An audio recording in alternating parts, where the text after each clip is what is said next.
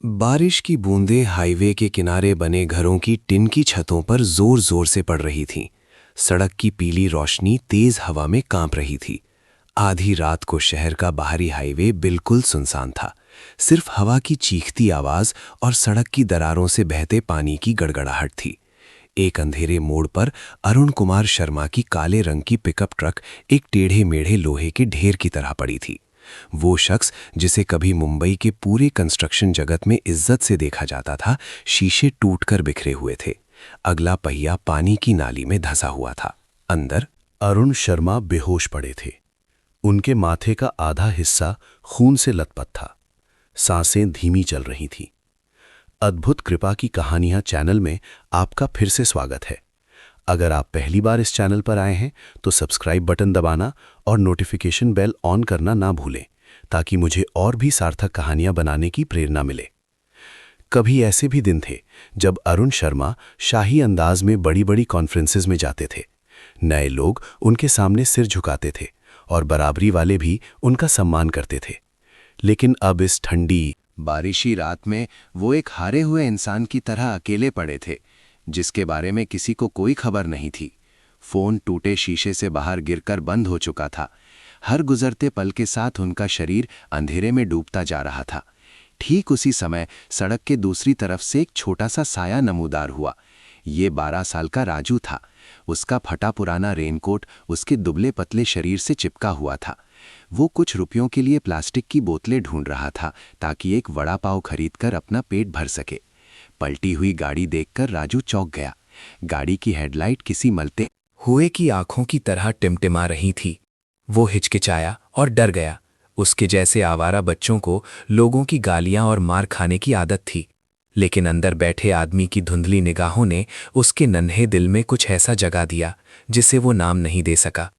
राजू ने एक गहरी सांस ली और दौड़ पड़ा। अपने पतले हाथों से उसने जाम हुए दरवाजे को खींचने की कोशिश की। बारिश की ठंडी बूंदें उसके चेहरे पर पड़ रही थीं। कुछ बार जोर लगाने के बाद दरवाज़ा खुल गया और अरुण शर्मा सीट से नीचे गिर पड़े। राजू कांप रहा था, लेकिन फिर भी अंदर घुसकर उसने उनके कंधों को पकड़ा और धीरे धीरे उन्हें गाड़ी से बाहर निकाला। अरुण शर्मा का वजन उससे 3 गुना ज्यादा था, लेकिन अपनी पूरी ताकत लगाकर राजू उन्हें पानी के गड्ढों से घसीटते हुए सड़क किनारे एक सूने पड़े गौशाला तक ले गया। वो गौशाला लंबे समय से राजू का ठिकाना था। उन रातों में जब वो फुटपाथ पर सोने से डरता था, वहां सिर्फ कुछ सड़ी हुई घास, एक कूड़ेदान से उठाया हुआ फटा कंबल और सीलन की तेज गंध थी। राजू ने अरुण शर्मा को सबसे सूखी घास पर लिटाया और जल्दी से एक प्लास्टिक की बोतल में बारिश का पानी भरकर वापस आया और उनका चेहरा पोंछने लगा। माथे के घाव से अब भी खून रिस रहा था। उनके पीले होंठ धीरे से हिले। चाचा, सो मत जाना। अगर आप सो गए तो मर जाएंगे, राजू धीरे से फुसफुसाया। उसकी आंखों में आंसू थे। अरुण शर्मा ने धीरे से आंखें खोली और बच्चे का मैला कुचैला चेहरा देखकर धीरे से कहा, कौन हो तुम? मैं राजू हूं। मैं सिर्फ कबाड़ उठाता हूं। चाचा, हिम्मत रखो, आंखें बंद मत करना, मेरी बात सुनो। राजू को कभी किसी को बचाने का तरीका नहीं सिखाया गया था। वो सिर्फ इतना जानता था कि अगर घायल व्यक्ति सो गया तो शायद फिर कभी नहीं उठेगा। इसलिए उसने कहानियां गढ़नी शुरू कर दी ताकि बातचीत चलती रहे। पहले उसने कबाड़ उठाने वाले दिनों के बारे में बताया, उस गरम वड़ा पाव की खुशबू के बारे में बताया जिसे सूंघकर उसके मुंह में पानी आ जाता था, और किसी के घर के बाहर बरामदे में सोते हुए लगने वाली ठंड के बारे में बताया। अरुण शर्मा की सांसें उखड़ रही थीं, लेकिन उस बच्चे की साफ आवाज ने उन्हें होश में रखा। बेहोशी में उन्हें लगा कि वो किसी दूसरी दुनिया में आ गए हैं। एक मालिक जो कभी लोगों को आंकने वाली नजरों से देखता था, आज समाज में अदृश्य एक बच्चे की कहानियां सुन रहा था। विडंबना ये थी कि यही अदृश्य बच्चा उन्हें मौत से बचाने वाली एकमात्र कड़ी था। बाहर बारिश अब भी मूसलाधार हो रही थी। मेंढकों की टर टर और हवा की साएं साएं माहौल को और भी उदास बना रही थी। लेकिन उस टूटे फूटे गौशाला के अंदर एक अजीब कहानी शुरू हो रही थी। एक ऐसी कहानी जिसके बारे में अरुण शर्मा ने कभी नहीं सोचा था कि ये उनकी बची हुई जिंदगी को पूरी तरह बदल देगी। अरुण शर्मा गीली घास पर पड़े थे। ठंडा पसीना खून के साथ मिल रहा था। हर सांस ऐसी थी मानो अब रुक जाएगी। राजू ने कांपते हुए फटा कंबल उन पर डाला और फिर पास जाकर फुसफुसाया, चाचा सो मत, मैं तुमसे बात करूंगा, तुम मेरी बात सुन रहे हो ना? अरुण शर्मा की थकी आंखें थोड़ी खुली। उन्होंने धीरे से सिर हिलाने की कोशिश की। बाहर चमकती बिजली की रोशनी में उन्होंने बच्चे का मैला चेहरा और साफ देखा। उसकी आंखों में एक अजीब सी चमक और दृढ़ता थी। राजू एक पल के लिए रुका और फिर धीरे से हंसा। चाचा, पता है, मैं कभी कभी सोचता हूं कि अगर मेरे पास एक अच्छा घर होता जिसमें खिड़कियां और एक मजबूत छत होती तो ऐसी बारिश में मैं आराम से सोता। लेकिन मजे की बात यह है कि मुझे हमेशा ऐसी जगह ढूंढनी पड़ती है जहां पानी कम टपकता हो। अरुण शर्मा का दिल दुख गया। सालों तक उन्होंने कितनी ही गगनचुंबी इमारतें और आलीशान बंगले बनाए थे, लेकिन आज एक बेघर बच्चा उन्हें घर शब्द का असली मतलब सिखा रहा था। उन्होंने हिम्मत करके धीरे से पूछा, बच्चे, तुम आधी रात को यहां क्या कर रहे हो? राजू घुटने मोड़कर बैठ गया और एक पल हिचकिचाने के बाद बोला, मैं कबाड़ खाने दिया था। हर रात कुछ 10-20 रुपए मिल जाते हैं। पैसे मिलते ही मैं एक वड़ा पाव खरीद लेता हूँ। कभी कभी कुछ पैसे बच जाते हैं तो अपनी छोटी बहन के लिए रख लेता हूं। अरुण शर्मा ने भौहें सिकोड़ी। छोटी बहन कहाँ है? राजू की आंखें उदास हो गईं। वो कुछ देर चुप रहा, फिर धीरे से बोला, मेरी बहन अनाथ आश्रम में है। जब से माँ बाप तूफान में मर गए, हम दोनों अलग हो गए। मैं वहां से भाग आया ताकि अपना ख्याल रख सकूं और एक दिन इतना काबिल और अमीर बन जाऊं कि अपनी बहन को वापस ला सकूं। उसकी आवाज बारिश की टपटप में दब गई। अरुण शर्मा ने आंखें बंद कर लीं। उस बच्चे के मासूम शब्द उनके सीने में किसी चाकू की तरह चुभ रहे थे। पूरी जिंदगी उन्होंने प्रोजेक्ट्स, कॉन्ट्रैक्ट्स और टेंडरों का हिसाब किताब किया था, लेकिन आखिर में कुछ कागजी कार्रवाई और कर्ज की बेरहम वसूली की वजह से सब कुछ ढह गया। उन्होंने घर, इज्जत और दोस्त सब खो दिया था। लेकिन उस बच्चे की बात सुनकर उन्हें अचानक एहसास हुआ कि कुछ बच्चे ऐसे भी होते हैं जिनके पास शुरू से ही खोने के लिए कुछ नहीं होता। वो कड़वाहट से हंसे और अचानक बोल पड़े, बच्चे, मैं भी जल्द ही तुम्हारी तरह कड़का होने वाला हूं। राजू ने आंखें फाड़ कर देखा। उसे लगा कि वो बड़बड़ा रहे हैं। उसने जल्दी से पूछा, चाचा, आप ऐसा क्यों कह रहे हैं? आपके पास कार है? आपने महंगे कपड़े पहने हैं। आप मेरी तरह गरीब नहीं लगते। एक पल की खामोशी छाई रही। बाहर हवा की साएं साएं टूटे लकड़ी के दरवाजे की दरारों से अंदर आ रही थी। अरुण शर्मा ने कांपते हुए कहा, जैसे वो अपनी सारी शर्मिंदगी बाहर निकाल रहे हों। मैं एक बड़ी कंस्ट्रक्शन कंपनी का मालिक था। सैकड़ों कर्मचारी थे, लेकिन क्लाइंट्स ने मेरे कई प्रोजेक्ट्स के पैसे रोक लिए। बैंक ने घर जब्त कर लिया और यूनियन मजदूरी मांग रही है। मैं लगभग सब कुछ खो चुका हूं। ये कार भी अब मेरी नहीं है राजू। मैं इसे एक भगोड़े की तरह चला रहा था राजू। चुप हो गया वो। कर्ज, बैंक और यूनियन की बातें पूरी तरह नहीं समझ पाया, लेकिन उसने महसूस किया कि जो आदमी कभी इतना शक्तिशाली था, अब वो भी उसी की तरह एक टूटे फूटे गौशाला में कांपता हुआ एक हारा हुआ इंसान है। एक पल के लिए राजू को लगा कि वो अमीर आदमी नहीं, बल्कि एक दुखी इंसान है। पहली बार उसे लगा कि वे दोनों बराबर हैं। राजू धीरे से कड़वाहट से हंसा। उसकी आवाज में उदासी थी। चाचा, तो आप भी जानते हैं कि सब कुछ खो देना कैसा होता है, लेकिन कम से कम आपके पास कभी कुछ था तो सही। हम जैसे लोगों के पास तो कभी कुछ था ही नहीं। ये बात अरुण शर्मा के गले में अटक गई। हाँ, उनका दर्द होने से ना होने का था, लेकिन उस बच्चे का दर्द कहीं ज्यादा भयानक था। शुरू से आखिर तक उसके पास अपना कहने के लिए कुछ भी नहीं था। बाहर बारिश अब भी मूसलाधार हो रही थी। अरुण शर्मा ने राजू को देखा और वो सिर्फ ठंड से नहीं बल्कि एक गहरे डर से कांप उठे। डर सच्चाई का। सच्चाई ये कि राजू जैसे बच्चे हर जगह मौजूद हैं जिन्हें समाज अनदेखा कर देता है, और सच्चाई ये कि वो खुद भी सालों से इस अनदेखी का हिस्सा रहे हैं। राजू ने फुसफुसाया, चाचा हिम्मत रखो, आज रात मैं तुम्हें मरने नहीं दूंगा। लेकिन उस पल बारिश और सड़ी घास की गंध के बीच एक अदृश्य बंधन बन गया। एक हारा हुआ बिजनेसमैन और एक आवारा बच्चा। वे नहीं जानते थे कि यही बंधन ना सिर्फ उन दोनों की जिंदगी बल्कि एक पूरे समुदाय को बदल देगा। सुबह हुई। आसमान अब भी उदास था। रात की बारिश की लकीरें अब भी सड़क पर धाराओं में बह रही थीं। हवा भारी थी और गौशाला की टिन की छत पर अटकी हर बूंद में रात की नमी बाकी थी। अरुण शर्मा बेहोश पड़े थे। चेहरा सफ़ेद था, सांसें भारी थीं, लेकिन रात से ज्यादा स्थिर थीं। राजू बगल में सिकुड़कर बैठा था। उसकी आंखें पूरी रात जागने के कारण लाल थीं। उसने इतनी लंबी रात कभी नहीं गुजारी थी। एक तरफ डर था कि अजनबी आदमी सांस लेना बंद कर देगा और दूसरी तरफ डर था कि वो खुद पहले ही ढह जाएगा। दूर से एम्बुलेंस का सायरन सुनाई दिया।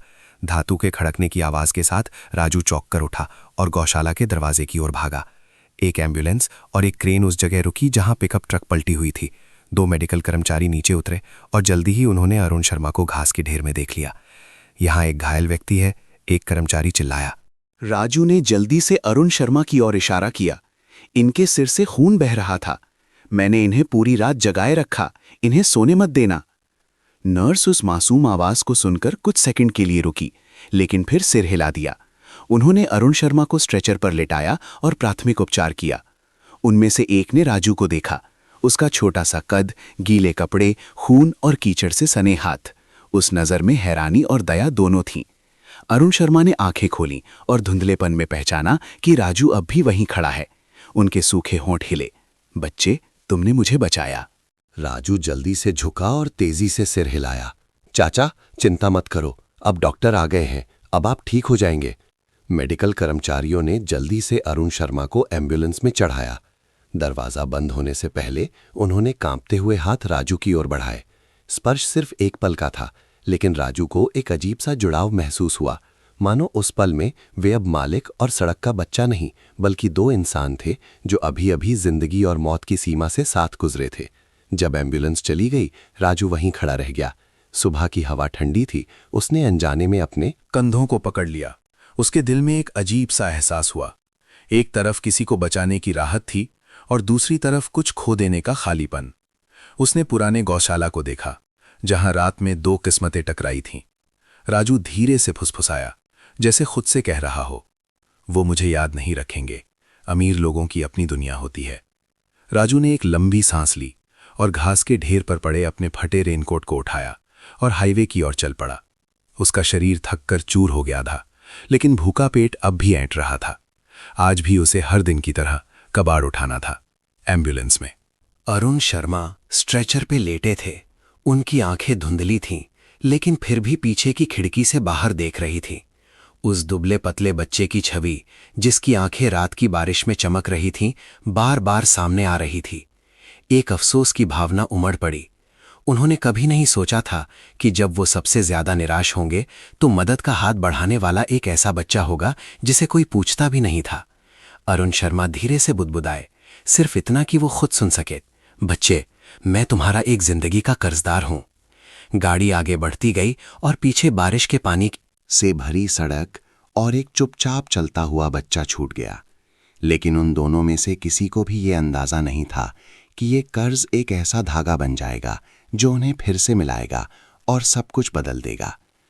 उस दिन दोपहर में धूप पुरानी बारिश के धब्बों वाली सड़क पर पड़ रही थी। राजू अपने जाने पहचाने काम पर लौट आया था। वो कबाड़ उठाने के लिए उपनगर की गलियों में घूम रहा था। बोरी उसके शरीर से भी बड़ी थी, जिसे वो हर कदम पर झुकाकर चल रहा था। हर बार जब वो कैन या प्लास्टिक की बोतल उठाने के लिए झुकता तो उसकी रीढ़ की हड्डी चटक जाती, लेकिन उसके मैले चेहरे पर एक फीकी मुस्कान आ जाती जब वो अपनी बहन प्रिया के बारे में सोचता। शायद वो अभी अक्षर सीख रही होगी, शायद उसे भी मेरी तरह एक बड़ा पाव खाने का मन कर रहा होगा।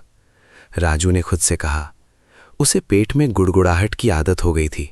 वो पूरा दिन कुछ रुपए बचाने के लिए काम करता था, ताकि जब उसे अनाथ आश्रम में अपनी बहन से मिलने की इजाज़त मिले तो उसके लिए एक छोटा सा तोहफा खरीद सके। पड़ोस के लोग सड़क किनारे सामान बेचने वाले उसे आते जाते देखते थे। कुछ लोग दया करके पानी की बोतल दे देते थे तो कुछ हाथ हिलाकर कहते थे, चलो हटो यहां से, बहुत गंदे हो। राजू सिर्फ सिर झुका लेता था। कल रात उसने एक अमीर आदमी को बचाया था, लेकिन आज सुबह वो दुनिया की नज़रों में सिर्फ एक आवारा बच्चा था। उसका नन्हा दिल दुखता था, लेकिन फिर वो खुद को तसल्ली देता था, कोई बात नहीं, मैं जिंदा हूं और मुझे अपनी बहन का ख्याल रखना है। दूसरी जगह शहर के सेंट्रल अस्पताल में अरुण शर्मा को इमरजेंसी रूम में ले जाया गया था। माथे के घाव पर टांके लगे थे। डॉक्टर ने कहा कि दिमाग में हल्की चोट है और आराम और निगरानी की जरूरत है। वो सफेद बिस्तर पर लेटे थे। एंटीसेप्टिक की तेज गंध आ रही थी। नियॉन लाइट सीधे नीचे चमक रही थी, जिससे उन्हें सब कुछ नंगा और ठंडा लग रहा था। जो चीज उन्हें हैरान कर रही थी वो दर्द नहीं, बल्कि आसपास का सूनापन था। सालों के कारोबार में उनके कितने ही दोस्त और पार्टनर थे जो हाँ सर, जी सर कहते थे, लेकिन जब वो अस्पताल में थे तो कोई भी नहीं आया। हादसे में फोन टूट गया था, इसीलिए वो किसी से संपर्क नहीं कर पा रहे थे। उन्हें अचानक राजू का चेहरा याद आया। उसका छोटा सा कद लेकिन जिद्दी अंदाज, उसकी चमकती आंखें जो उन्हें देखकर कह रही थीं, चाचा सो मत, मैं तुम्हें मरने नहीं दूंगा। एक बच्चा जिसे पूरा समाज दुत्कारता था, जिंदगी और मौत के बीच वही एकमात्र उनके साथ था। उनके दिल में एक असहज सवाल उठा, अगर कल रात वो नहीं आता तो शायद मैं मर जाता, लेकिन आज वो कहाँ है? फिर से भूखा प्यासा भटक रहा होगा, जिसकी किसी को परवाह नहीं है। ये सवाल उनके दिमाग में घूमता रहा और उन्हें बेचैन कर दिया। उन्होंने धीरे से पूछा, वो बच्चा जो मेरे साथ अस्पताल आया था, क्या किसी ने उसकी जानकारी ली? नर्स ने सिर हिलाया, नहीं सर, वो सिर्फ बाहर खड़ा था, लगता है परिवार का नहीं था। अरुण शर्मा उदास हो गए। उस बच्चे ने उन्हें बचाया था, लेकिन फिर बिना नाम पता छोड़े एक भूत की तरह गायब हो गया। लेकिन उस सफेद कमरे में उन्हें खुद को पहले से कहीं ज्यादा छोटा महसूस हुआ। पूरी जिंदगी उन्होंने सोचा था कि मूल्य पैसे, शोहरत और ऊंची इमारतों में है। लेकिन कल रात एक गुमनाम बच्चे ने उन्हें जीवन का असली मतलब दिखाया था। उन्होंने बुदबुदाया, उनकी आंखें नम हो गईं। मुझे उस बच्चे को ढूंढना होगा, चाहे कुछ भी हो, मुझे ये कर्ज चुकाना होगा। बाहर शहर पर शाम ढल रही थी। हवाएं रात की बारिश की नमी लिए हुए थीं। एक दूसरे अंधेरे कोने में राजू सड़क किनारे बैठा था। भूखे पेट को दबाए हुए वो गाड़ियों की भीड़ को देख रहा था। उसकी नजरों में मुंबई बहुत बड़ा और इतना ठंडा था कि हर छोटे सपने को निगल जाता था। उसे बिल्कुल भी पता नहीं था कि कुछ किलोमीटर दूर एक आदमी हर पल बेचैन था। सिर्फ उसके प्रति एक एहसान के कर्ज की वजह से अस्पताल से छुट्टी मिलने के 3 दिन बाद अरुण शर्मा एक उपनगरीय इलाके में किराए के एक छोटे से घर की ओर चले गए। उनका पुराना आलीशान बंगला बैंक ने सील कर दिया था। उनकी मशहूर कंस्ट्रक्शन कंपनी अब सिर्फ एक कर्जदार फाइल में एक नाम बनकर रह गई थी। नए घर की भूरी नम दीवारें और सीलन की गंध ने उन्हें दुखी कर दिया। जो आदमी कभी सत्ता के शिखर पर था, आज एक टूटे फूटे लकड़ी के मेज के पास चुपचाप बैठा था। उसका दिल भारी था। अस्पताल में रहते हुए वो लगातार उस बच्चे राजू के बारे में सोचते रहे। वो कर्ज उन्हें सताता रहा, जैसे रात की बारिश की आवाज अब भी उनके कानों में गूंज रही हो। इसलिए उन्होंने उसे ढूंढने का फैसला किया। उन्हें वो हाईवे का हिस्सा धुंधला धुंधला याद था जहां हादसा हुआ था।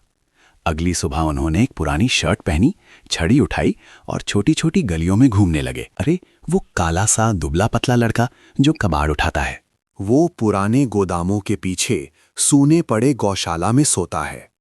अरुण शर्मा खुशी से उस पते पर गए। वहां सचमुच राजू कबाड़ छांट रहा था। उसकी बोरी लगभग भर चुकी थी, पसीना बह रहा था। उसका वही जाना पहचाना अंदाज देखकर अरुण शर्मा रुक गए। एक कृतज्ञता और दया की भावना उमड़ पड़ी। राजू, उन्होंने आवाज दी। लड़का चौंक कर मुड़ा। जब उसने उस रात के घायल आदमी को देखा तो वो हैरान हुआ और फिर तुरंत सतर्क हो गया। उसे अमीर लोगों के पास आने की आदत नहीं थी और ना ही उसे यकीन था कि कुछ अच्छा होगा।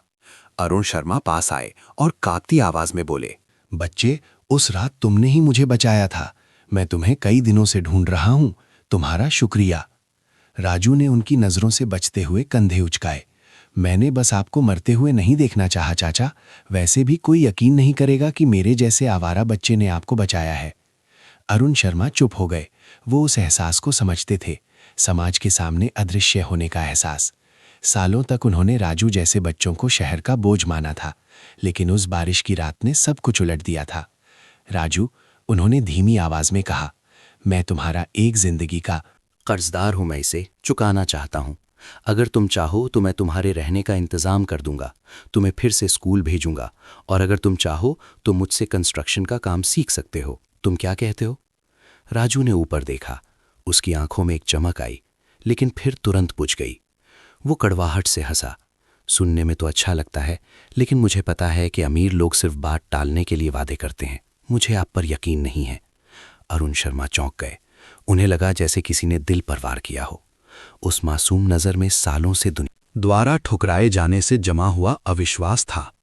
वो समझ गए कि राजू को यकीन दिलाने के लिए सिर्फ कुछ खोखले वादे काफी नहीं होंगे।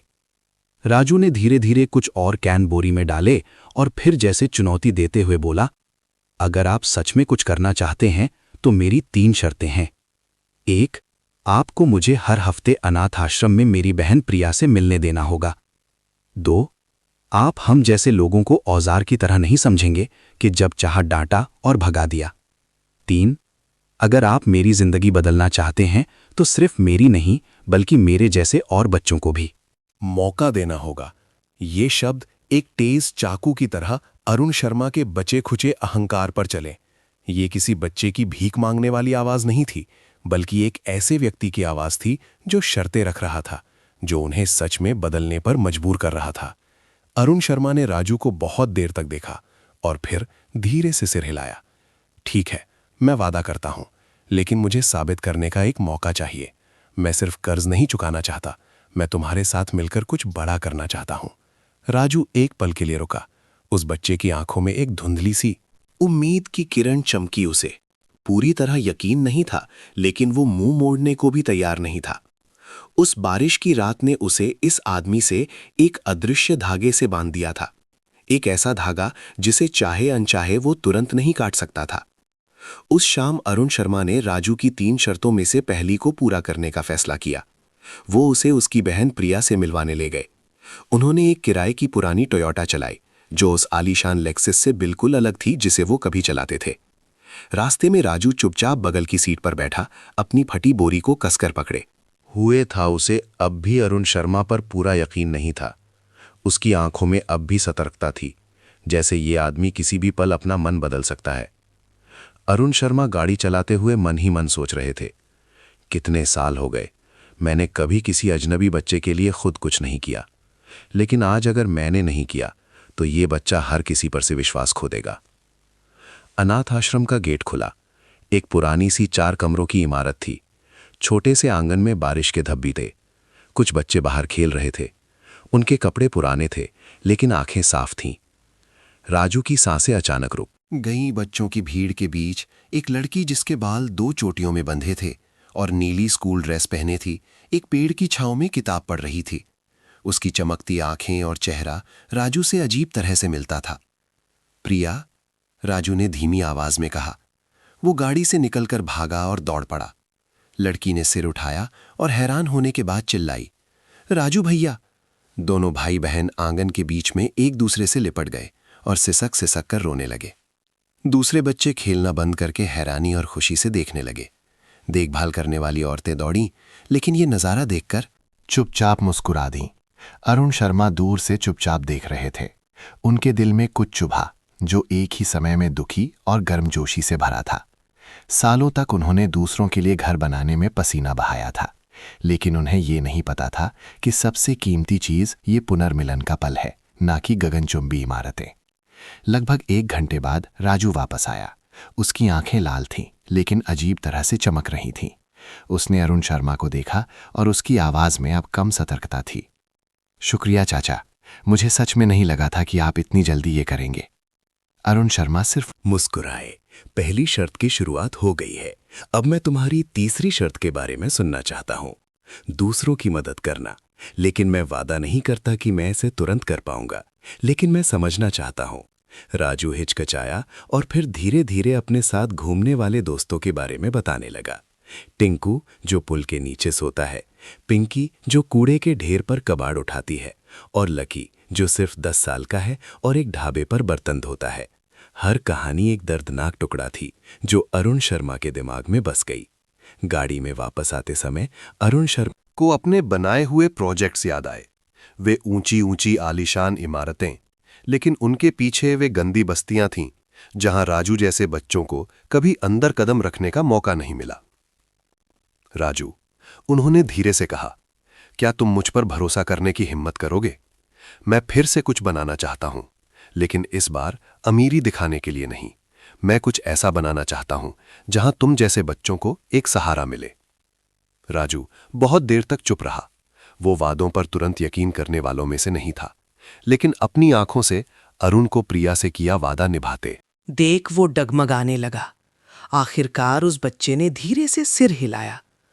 अगर आप सच में ऐसा चाहते हैं तो मैं एक बार और यकीन करने की कोशिश करूंगा, लेकिन याद रखना चाचा, हम लोगों को छोड़े जाने की आदत है। अगर आपने बीच में छोड़ दिया तो हम शायद फिर कभी किसी पर यकीन नहीं कर पाएंगे। ये बात अरुण शर्मा के दिल पर हथौड़े की तरह लगी। पहली बार सालों में उन्होंने विश्वास शब्द का भार महसूस किया। एक ऐसी चीज जिसे उन्होंने कभी आसानी से कॉन्ट्रैक्ट के लिए बेच दिया था, लेकिन अब ये किसी भी संपत्ति से ज्यादा कीमती थी। उस रात किराए कि घर लौटकर अरुण शर्मा मेज के सामने चुपचाप बैठ गए। खिड़की के बाहर फिर से हल्की बारिश हो रही थी। उन्होंने कागज और कलम उठाया और एक कच्ची योजना लिखी। सड़क के बच्चों के लिए दूसरा मौका, व्यावसायिक प्रशिक्षण कार्यक्रम।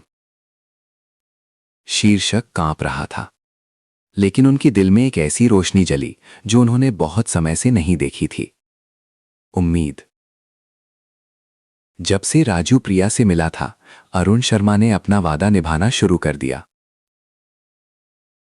वो उस बच्चे को उपनगरीय इलाके में अपने छोटे से किराए के घर में ले आए ताकि उसे सिखा सकें। घर पहले से ही जर्जर था, लेकिन राजू के लिए ये उस ठंडे गौशाला या नम पुल के नीचे से बहुत अलग था। पहली रात जब वो एक टूटे फूटे लकड़ी के बिस्तर पर सोया और साबुन की महक वाले साफ कंबल को ओढ़ा तो वो सो नहीं सका। वो मन ही मन सोच रहा था कि कहीं ये सिर्फ एक सपना तो नहीं है। सुबह उठने पर मैं फिर से फुटपाथ पर सिकुड़ा हुआ मिलूंगा। अरुण शर्मा मेज पर बैठकर कुछ लिख रहे थे। वो एक ठोस योजना बनाना चाहते थे। शुरुआत राजू को निर्माण की बुनियादी बातें सिखाने से हुई, जैसे टेप पकड़ना, माप लेना और सरल नक्शे पढ़ना। उन्होंने अपने कुछ पुराने दोस्तों से भी संपर्क किया और उनसे राजू को कंस्ट्रक्शन साइट पर देखने की अनुमति मांगी। लेकिन सब कुछ आसान नहीं था। जिस दिन राजू उनके साथ एक छोटी साइट पर गया, कदम रखते ही कानाफूसी शुरू हो गई। ये छोटा लड़का कहां से आया है? अरुण शर्मा अब इतने गिर गए हैं कि आवारा बच्चों को उठा रहे हैं। राजू ने सिर झुका लिया। उसके कान लाल हो गए और उसने लोहे के टेप को कसकर पकड़ लिया। अरुण शर्मा ने सब कुछ सुना और उनका दिल दुख गया। पहले वो भी ऐसी ही नजर रखते थे, अब उन्हें वे कड़वे शब्द निगलने पड़ रहे थे जो उन्होंने अनजाने में दूसरों के लिए बोए थे। शाम को किराए के घर के आसपास के पड़ोसियों ने बातें बनाना शुरू कर दिया। अरुण शर्मा एक आवारा बच्चे को घर ले आए हैं, सावधान रहना कहीं चोरी ना हो जाए। बूढ़ा हो गया है और अब इन फटेहाल बच्चों के चक्कर में पड़ गया है। लगता है अब उठने का कोई रास्ता नहीं बचा, इसलिए बेवकूफी कर रहा है। कुछ पुराने परिचितों ने सीधे फोन करके डांटा, शर्मा जी आप पागल हो गए हैं क्या? आप पहले से ही कर्ज में डूबे हैं और अब इन आवारा बच्चों की चिंता कर रहे हैं। आपको कर्ज चुकाने के लिए पैसे कमाने की चिंता करनी चाहिए। ये हीरो बनने का नाटक मत करो। ये सुनकर वो सिर्फ चुप रहे। लेकिन उस रात जब उन्होंने राजू को सोते हुए देखा, जिसके चेहरे पर अब भी चिंता की लकीरें थीं, तो उन्हें लगा कि उनके पास पीछे हटने का कोई रास्ता नहीं है। उस भाग्यवादी बारिश की रात ने उन्हें और उस बच्चे को एक ही धागे में बांध दिया था। अगर वो बीच में छोड़ देते तो न सिर्फ राजू बल्कि उसके जैसे और बच्चे भी एक और विश्वास खो देते जो उनके पास बची आखिरी कीमती चीज थी। अगली सुबह अरुण शर्मा ने एक और तरीका आजमाया। वो राजू को अपने एक पुराने दोस्त लालचंद जी की छोटी सी लकड़ी की वर्कशॉप में ले गए। वहां राजू ने लकड़ी मापना और दरवाजे के फ्रेम काटना सीखा। पहली बार जब उसने आरी पकड़ी तो उसके हाथ कांप रहे थे, लेकिन कुछ ही घंटों में राजू ने आश्चर्यजनक रूप से कुशलता दिखाई। लकड़ी के टुकड़े सही ढंग से कटे हुए थे और जोड़ इतने सटीक थे कि लालचंद जी भी हैरान रह गए। इस लड़के में हुनर है, हर कोई इतनी सटीकता से टेप और आरी नहीं पकड़ सकता, लालचंद जी ने कहा। ये सुनकर राजू ने चेहरा उठाया और कई दिनों में पहली बार उसकी आंखें चमक उठीं। भले ही ये एक छोटी सी तारीफ थी, लेकिन मान्यता के एहसास ने उसके दिल को गर्म कर दिया। हालांकि जब अरुण शर्मा राजू को वापस लाए तो एक रिश्तेदार पहले से ही इंतजार कर रहा था। वो अरुण की छोटी बहन मीरा थी, जो पहले कंपनी में अकाउंटेंट का काम करती थी। आज वो तनावपूर्ण चेहरे के साथ अपने भाई से मिलने आई थी। भैया, मैंने सुना है कि आप एक आवारा बच्चे को अपने साथ रखने के लिए ले आए हैं। क्या आप जानते हैं कि लोग क्या बातें कर रहे हैं? आप कर्ज में डूबे हुए हैं, आपकी इज्जत जा चुकी है और अब आप इन मामलों में पड़ रहे हैं। क्या आप चाहते हैं कि पूरा परिवार बदनाम हो? अरुण शर्मा ने एक लंबी सांस ली। मीरा, मैं उसका एक जिंदगी का कर्जदार हूं। उसने मुझे बचाया, मैं मुंह नहीं मोड़ सकता। नहीं मीरा, चिल्लाई। एहसान एक बात है, लेकिन आपको होश में रहना होगा। अगर आप उसकी चिंता करेंगे तो आपकी चिंता कौन करेगा? इस परिवार की चिंता कौन करेगा? अगर आप ऐसा करते रहे तो मैं सब कुछ खत्म कर दूंगी, फिर मुझे दोष मत देना। ये कहकर वो चली गई और एक भारी खामोशी छोड़ गई। राजू कोने में छिपकर सब कुछ सुन रहा था। उसका दिल सिकुड़ गया। वो जानता था कि उसके आने से अरुण शर्मा की मुश्किलें और बढ़ गई हैं। उस रात राजू ने फुसफुसाया, चाचा, अगर मेरी वजह से सब लोग आपसे मुंह मोड़ रहे हैं तो मैं जा सकता हूं, मैं सह लूंगा। अरुण शर्मा चुप हो गए और उस बच्चे को दृढ़ता से देखा। नहीं, तुम कहीं नहीं जाओगे। लोग हंस सकते हैं, मुंह मोड़ सकते हैं, लेकिन मैं उन्हें साबित करूंगा कि हर आवारा बच्चा बेकार नहीं होता। एक दिन तुम ही उन्हें सम्मान करने पर मजबूर कर दोगे। राजू ने ऊपर देखा। उसकी आंखों में आंसू थे। जिंदगी में पहली बार किसी बड़े ने उसे छोड़ना नहीं चाहा, बल्कि उसकी जगह सब कुछ सहने को तैयार था। उसके दिल में विश्वास का एक छोटा सा बीज अंकुरित होने लगा। अगले कुछ दिनों में अरुण शर्मा राजू को लगातार वर्कशॉप और छोटी मोटी साइटों पर ले जाते रहे। उस बच्चे को अब भी लोगों की तीखी नजरों और कानाफूसी का सामना करना पड़ता था। कुछ लोगों ने तो सीधे मुंह पे कह दिया, कबाड़ उठाने वाला क्या कर लेगा, काम सीखना आसान मत समझो। राजू ने होंठ भींच लिए और लोहे के टेप को कसकर पकड़ लिया। उसकी आंखों में एक कठोर चमक थी। उसे अरुण शर्मा के शब्द याद आए, एक दिन तुम ही उन्हें सम्मान करने पर मजबूर कर दोगे। एक सुबह वर्कशॉप को एक मुश्किल ग्राहक के लिए लकड़ी के दरवाजे के फ्रेम का एक बैच देना था। वर्कशॉप के मालिक लालचंद जी ने मुख्य कारीगर को फ्रेम बनाने का काम सौंपा, लेकिन कारीगर ने गलती से गलत काट दिया, जिससे पूरा फ्रेम खराब हो गया। ग्राहक को शाम को आना था और पूरी वर्कशॉप में अफरा तफरी मच गई। राजू कोने में छिपकर देख रहा था। वो अचानक आगे बढ़ा और कांपती आवाज में बोला, मैं कोशिश कर सकता हूं। पूरी वर्कशॉप हंस पड़ी। एक आवारा बच्चा दरवाजे का फ्रेम बनाएगा? बड़े लोग गलती कर रहे हैं और तुम क्या जानते हो? अरुण शर्मा उसे रोकने वाले थे, लेकिन फिर उन्होंने राजू की आंखों में दृढ़ संकल्प देखा और धीरे से सिर हिलाया। उसे कोशिश करने दो, अगर खराब हुआ तो मैं जिम्मेदार हूं। अचानक खामोशी छा गई। राजू ने एक गहरी सांस ली और हर लकड़ी के टुकड़े को मापने के लिए टेप उठाया। उसे वे रातें याद आईं जब वो छोड़े हुए घरों में घूमता था और लोगों को लकड़ी जोड़ते हुए देखता था। खिड़कियों और मेज के फ्रेम का हर छोटा विवरण, सब कुछ उसके दिमाग में जमा हो गया और पूर्ण एकाग्रता में बदल गया। उसके पतले हाथों ने आरी को दृढ़ता से पकड़ा। पसीना बह रहा था, लेकिन आंखें चमक रही थीं। पूरी वर्कशॉप पहले मजाक उड़ा रही थी, लेकिन धीरे धीरे चुप हो गई। 1 घंटे से ज्यादा समय के बाद दरवाजे का फ्रेम पूरा हो गया। जोड़ एकदम सही थे, किनारे सीधे थे और सतह चिकनी थी। लालचंद जी चौंक कर दौड़े और मापने लगे। हर माप सटीक था। वो चिल्लाए, 1 मिलीमीटर भी गलत नहीं है। पूरी वर्कशॉप में सन्नाटा छा गया और फिर कुछ कानाफूसी हुई। विश्वास नहीं होता, इस बच्चे ने कारीगर से भी बेहतर काम किया है। राजू ने पसीना पोंछा और चेहरा उठाया। उसकी आंखों में गर्व और राहत का मिश्रण था। पहली बार वो दूसरों की नजरों में कबाड़ उठाने वाला नहीं, बल्कि एक हुनरमंद कारीगर था। अरुण शर्मा आगे बढ़े और राजू के कंधे पर हाथ रखा। उनकी आवाज गहरी थी, लेकिन भावनाओं से भरी हुई थी। देखा तुमने, मैंने कहा था ना, एक दिन तुम ही उन्हें सम्मान करने पर मजबूर कर दोगे। आज तो बस शुरुआत है। राजू ने उन्हें देखा। उसके होंठ कांप रहे थे। उसके दिल में जो विश्वास अब तक बंद था, वो खुलने लगा। हालांकि इस घटना ने कई लोगों को नाराज भी कर दिया। वर्कशॉप के कुछ कारीगरों ने पीठ पीछे बातें बनाना शुरू कर दिया। अगर अरुण शर्मा उसे ऐसे ही बढ़ावा देते रहे तो बाद में हमारे लिए कहाँ जगह बचेगी? एक आवारा बच्चे को इतनी अहमियत देना। हम जैसे सालों से काम करने वालों का अपमान है ये बातें। राजू के कानों तक पहुंची। वो चुप रहा, लेकिन उसके दिल में एक डर पैदा हो गया। क्या मैं किसी और की जगह ले रहा हूं? क्या वे मुझसे और नफरत करेंगे? शाम को वो किराए के घर के बरामदे में बैठा दूर देख रहा था। अरुण शर्मा बाहर आए और बगल में बैठकर धीरे से पूछा, तुम्हारा चेहरा इतना उदास क्यों है राजू? राजू ने धीरे से कहा, वे कहते हैं कि अगर मैं अच्छा काम करूंगा तो उनकी नौकरी चली जाएगी।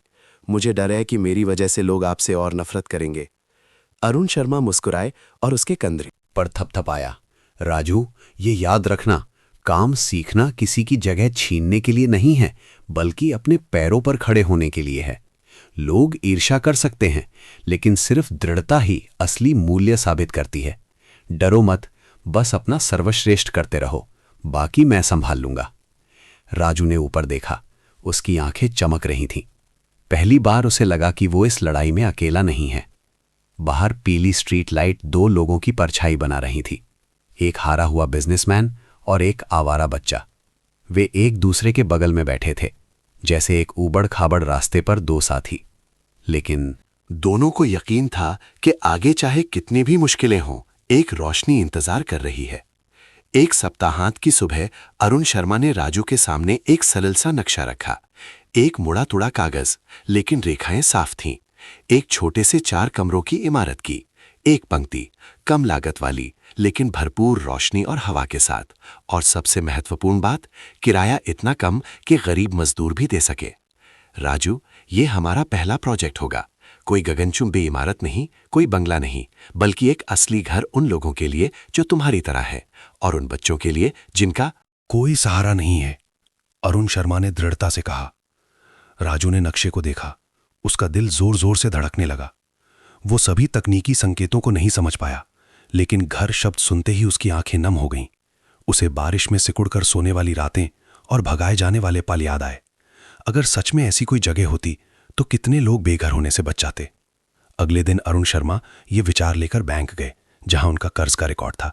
उन्होंने योजना प्रस्तुत की, सस्ते सामाजिक आवास मॉडल के बारे में बताया, जिसमें सड़क के युवाओं के लिए व्यावसायिक प्रशिक्षण भी शामिल था।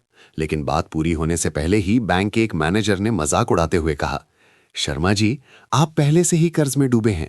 आपकी इज्जत जा चुकी है और अब आप गरीबों के लिए घर बनाने के सपने देख रहे हैं। हमारा कर्ज कौन चुकाएगा? आपको होश में आना चाहिए, सपने मत देखिए। एक और व्यक्ति ज्यादा बहरम था। बैंक सिर्फ पैसा वसूलने की क्षमता में दिलचस्पी रखता है। ये प्रोजेक्ट मुनाफे वाला नहीं है, हम इसे कभी मंजूर नहीं करेंगे। अरुण शर्मा ने अपनी मुट्ठियां भींचनी और खुद को काबू में रखा। कभी वो एक वीआईपी ग्राहक थे, जिनका स्वागत विदेशी शराब और चापलूसी भरी मुस्कानों से होता था। आज उनके साथ एक भिखारी की तरह व्यवहार किया जा रहा था। बैंक से बाहर निकलकर वो सीढ़ियों पर चुपचाप खड़े हो गए। राजू उनके पीछे था। उसने उनके कांपते कंधे देखे और धीरे से खींचा। चचा, आप ठीक हैं? अरुण ने गहरी सांस ली और जबरदस्ती मुस्कुराने की कोशिश की। कोई बात नहीं, उन्होंने मना कर दिया। यह भी सही है, लेकिन मैं हार नहीं मानूंगा। हम छोटे से शुरू करेंगे, किसी की इजाजत के बिना। राजू ने सुना तो उसका दिल उत्साहित हुआ, लेकिन वो चिंतित भी था। उसने कभी किसी को बैंक या समाज की राय के खिलाफ जाते नहीं देखा था, लेकिन उस समय अरुण शर्मा की आंखें एक आग की तरह चमक रही थीं, जिसने उसे थोड़ा और विश्वास दिलाया। प्रोजेक्ट की खबर तेजी से फैल गई। पड़ोसियों ने कानाफूसी की और एक स्थानीय अखबार ने भी एक व्यंग्यात्मक लेख छापा। दिवालिया बिजनेसमैन का गरीबों के लिए घर बनाने का सपना, कल्पना या नाम चमकाने का खेल। अरुण की बहन मीरा फिर से आई और इस बार पहले से कहीं ज्यादा गुस्से में थी। भैया, आप अपनी जिंदगी खुद बर्बाद करना चाहते हैं क्या? ये प्रोजेक्ट सिर्फ आपको नीचे खींचेगा, बल्कि पूरे परिवार को हंसी का पात्र बना देगा। लोग आपको पहले ही पागल कह रहे हैं, आप रुक क्यों नहीं जाते?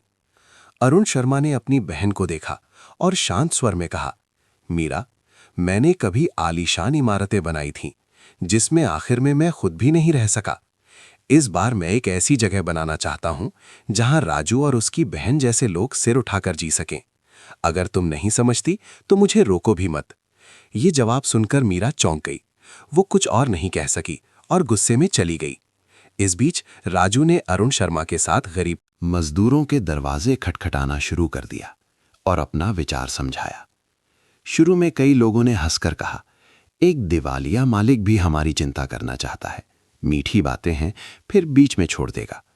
लेकिन जब राजू खड़ा हुआ और अपनी चमकती आंखों से अपनी जिंदगी के बारे में बताया, सड़क पर सोने वाली रातें और अपनी बहन को पालने के लिए कबाड़ उठाने वाले दिन, तो धीरे धीरे अविश्वास की जगह भावना ने ले ली। एक सफाई कर्मचारी रो पड़ी, अगर आप जैसा कह रहे हैं वैसी कोई जगह है तो मैं भी मदद करने को तैयार हूं। अरुण शर्मा ने राजू का हाथ कसकर पकड़ लिया। वो जानते थे कि आगे का रास्ता कांटों भरा होगा, लेकिन कम से कम उनके पास पहले सहयोगी थे, वे गरीब लोग जो अब भी घर नाम के एक चमत्कार में विश्वास करते थे। अगले कुछ दिनों में उपनगर की एक छोटी सी जमीन जो अब तक एक वीरान मैदान थी, अचानक एक कंस्ट्रक्शन साइट बन गई। अरुण शर्मा और राजू ने धूप से बचने के लिए कुछ तिरपाल लगाए और नम जमीन पर पहली चाक की लकीरें खींची। कोई बुलडोजर नहीं, कोई आधुनिक मशीन नहीं। उन्होंने पुराने फावड़ों और कुदालों से शुरुआत की जो आसपास के लोगों से उधार लिए थे। राजू जोश से खुदाई कर रहा था, पसीना बह रहा था। उसे भारी कबाड़ की बोरियां उठाने की आदत थी, इसलिए उसे भारी काम से डर नहीं लगता था। लेकिन हर बार जब वो सिर उठाता तो गुजरते लोगों की जिज्ञासु और तिरस्कारपूर्ण नजरें सीधे उस पर पड़ती थीं। देखो, एक दिवालिया मालिक और एक आवारा बच्चा गरीबों के लिए घर बना रहे हैं। इस तरह का प्रोजेक्ट पूरा होने से पहले ही ढह जाएगा। राजू ने होंठ भींच लिए और फावड़े को कसकर पकड़ लिया, लेकिन अरुण शर्मा ने आकर उसके कंधे पर हाथ रखा। परवाह मत करो, वे आज हंस रहे हैं, लेकिन एक दिन वे खुद हमारे बनाए घर में रहना चाहेंगे। सबसे बड़ी मुश्किल अब भी पैसे की थी। कोई बैंक मदद करने को तैयार नहीं था और पुराने दोस्त मुंह मोड़ रहे थे। अरुण शर्मा को अपनी स्विस घड़ी बेचनी पड़ी जो कभी उनका गौरव थी, और फिर थोड़ी बहुत बची खुची बचत इकट्ठा की। वो पैसा सिर्फ सस्ते मटेरियल और कुछ मजदूरों को काम पर रखने के लिए काफी था। एक दिन राजू ने अरुण शर्मा को ईंटों के ढेर के पास अकेले बैठे देखा। उनके कांपते हाथ एक नोटबुक पलट रहे थे। लाल स्याही हमेशा काली स्याही से ज्यादा होती थी, लेकिन जब उन्होंने राजू की चिंतित नजरें देखीं तो वो जबरदस्ती मुस्कुराए। कोई बात नहीं, हम कोई ना कोई रास्ता निकाल लेंगे। फिर उन्होंने राजू को सीमेंट मिलाना और पहली ईंट रखना सिखाया। राजू अनाड़ी था, सीमेंट उसके कपड़ों पर गिर रहा था और ईंटें टेढ़ी मेढ़ी थीं, लेकिन डांटने के बजाय उन्होंने धैर्य से हर चीज को ठीक किया। घर बनाना भी जिंदगी को फिर से बनाने जैसा है, इसमें धैर्य की जरूरत होती है। एक एक ईंट करके, अरुण शर्मा ने कहा। छोटे प्रोजेक्ट की खबर फैल गई और इसके साथ और भी मजाक उड़ाने वाली बातें हुई। एक ऑनलाइन अखबार ने तो शीर्षक भी लगा दिया, पूर्व अरबपति का पागलपन, टूटी ईंटों और आवारा बच्चे के साथ खुद घर बना रहे हैं। अरुण की बहन मीरा फिर से आई। इस बार उसकी आवाज में कड़वाहट थी। भैया, आप खुद को एक मजाक बना रहे हैं। लोग सिर्फ आप पर नहीं बल्कि हमारे पूरे परिवार पर हंस रहे हैं। आप क्यों एक फटेहाल बच्चे को पकड़े हुए हैं और अपनी सारी इज्जत दांव पर लगा रहे हैं? अरुण शर्मा ने शांति से जवाब दिया। उनकी नजरें अधूरे प्रोजेक्ट से नहीं हटी। मीरा, मेरी इज्जत अब लोगों की नजरों में नहीं है, ये इस बात में है कि मैं एक बच्चे को मुझ पर विश्वास करने दे सकता हूं या नहीं। नहीं, अगर मैं हार मान लेता हूं तो ये उसके विश्वास को मारने जैसा होगा। मीरा चुप हो गई। उसने अपने भाई को राजू के साथ सीमेंट मिलाते देखा। एक आंसू लुढ़क गया, लेकिन उसने और कुछ नहीं कहा। अगले दिनों में प्रोजेक्ट में लोगों की कमी हो गई। अरुण शर्मा को पड़ोस में घूम घूम कर लोगों को बुलाना पड़ा। कई लोगों ने सीधे मना कर दिया, लेकिन कुछ गरीब मजदूरों ने राजू की कहानी सुनकर मदद करने के लिए हामी भर दी। उन्होंने कोई वेतन नहीं लिया, बस उम्मीद की कि जब प्रोजेक्ट पूरा हो जाएगा तो उन्हें सस्ते किराए पर एक छोटा सा कमरा मिल जाएगा। एक गर्म दोपहर जब सूरज लाल हो रहा था, पूरी टीम ने मिलकर पहली दीवार खड़ी की। राजू बीच में खड़ा था, उसके हाथ गंदे थे और आंखें चमक रही थीं। ये वो पल था जब उसे एहसास हुआ कि वो अब एक अदृश्य बच्चा नहीं है, वो एक घर की नींव रख रहा है, ना सिर्फ अपने लिए बल्कि कई लोगों के लिए। लेकिन मुश्किलें अब भी थीं। मटीरियल खत्म हो गया था, पैसे खत्म हो गए थे और कुछ बुरे लोगों ने तो आधी रात को तोड़फोड़ भी की और नई बनी ईंटों की कुछ पंक्तियों को गिरा दिया। राजू गुस्से में रो पड़ा, लेकिन अरुण शर्मा ने सिर्फ उसके कंधे को कसकर पकड़ लिया। वे चाहते हैं कि हम हार मान लें, लेकिन राजू, हम जो भी ईंट रखते हैं वो एक और सबूत है कि हम नहीं झुकेंगे।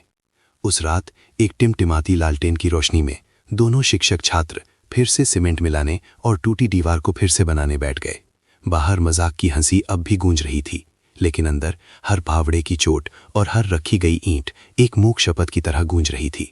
कोई भी इस सपने को नहीं तोड़ पाएगा। लगभग 2 महीने बाद उस बंजर जमीन पर, जहां सिर्फ जंगली घास थी, धीरे धीरे निचली मंजिल की दीवारें उगाईं। छोटा सा घर भले ही कच्चा था, लेकिन उसका आकार साफ दिखने लगा था। आसपास के गरीब मजदूर अब ज्यादा जिज्ञासु हो गए थे और कम हंसते थे। हालांकि उनका संदेह अभी पूरी तरह खत्म नहीं हुआ था। उस दिन तेज धूप थी। गरीब मजदूरों की पूरी टीम अरुण शर्मा और राजू के साथ पहले घर की छत डालने में व्यस्त थी। हवा तेज चल रही थी और टिन की चादरें कांप रही थीं। राजू को ईंटें ढोने और गारा मिलाने में मदद करने का काम दिया गया था, लेकिन उसकी आंखें लगातार पूरे प्रोजेक्ट पर थीं। थोड़ी देर बाद राजू दौड़कर आया और जल्दी से बोला, चाचा शर्मा, वो खिड़की गलत दिशा में लगी है। दोपहर में धूप सीधे अंदर आएगी और बहुत गर्मी होगी अंदर। रहने वाला शायद सह नहीं पाएगा। अरुण शर्मा एक पल के लिए रुके। उन्होंने मुड़कर देखा। खिड़की सचमुच नक्शे के अनुसार लगाई गई थी, लेकिन राजू सही कह रहा था। दोपहर में सूरज की तिरछी किरणें कमरे को घुटन भरा बना देंगी। एक कारीगर ने मुंह बनाया, ये बच्चा क्या जानता है, नक्शा बना हुआ है, बस वैसे ही करो। लेकिन अरुण शर्मा ने सिर हिलाया और रुकने का इशारा किया। उन्होंने राजू से पूछा, तो तुम्हारे हिसाब से इसे कैसे ठीक करना चाहिए? राजू ने एक पल सोचा और फिर उंगली से इशारा किया। अगर इसे थोड़ा बाईं ओर खिसका दें तो धूप सीधे नहीं आएगी और पीछे की गली से हवा भी आएगी।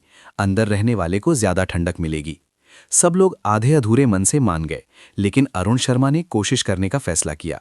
जब खिड़की को खिसकाया गया तो सचमुच ठंडी हवा अंदर आने लगी और धूप भी कम हो गई। शुरुआती संदेह की नजरें अब तारीफ में बदल गईं। एक सफाई कर्मचारी जिसने निर्माण में मदद की थी हंस पड़ा, ये बच्चा तो हमसे ज्यादा हुनरमंद है। तब से राजू ज्यादा आत्मविश्वासी हो गया। वो सिर्फ ईंटें नहीं ढोता था, बल्कि हर छोटी बड़ी चीज पर ध्यान देता था। कहाँ पानी की निकासी ठीक नहीं है, कहाँ दीवार में सीलन आ सकती है।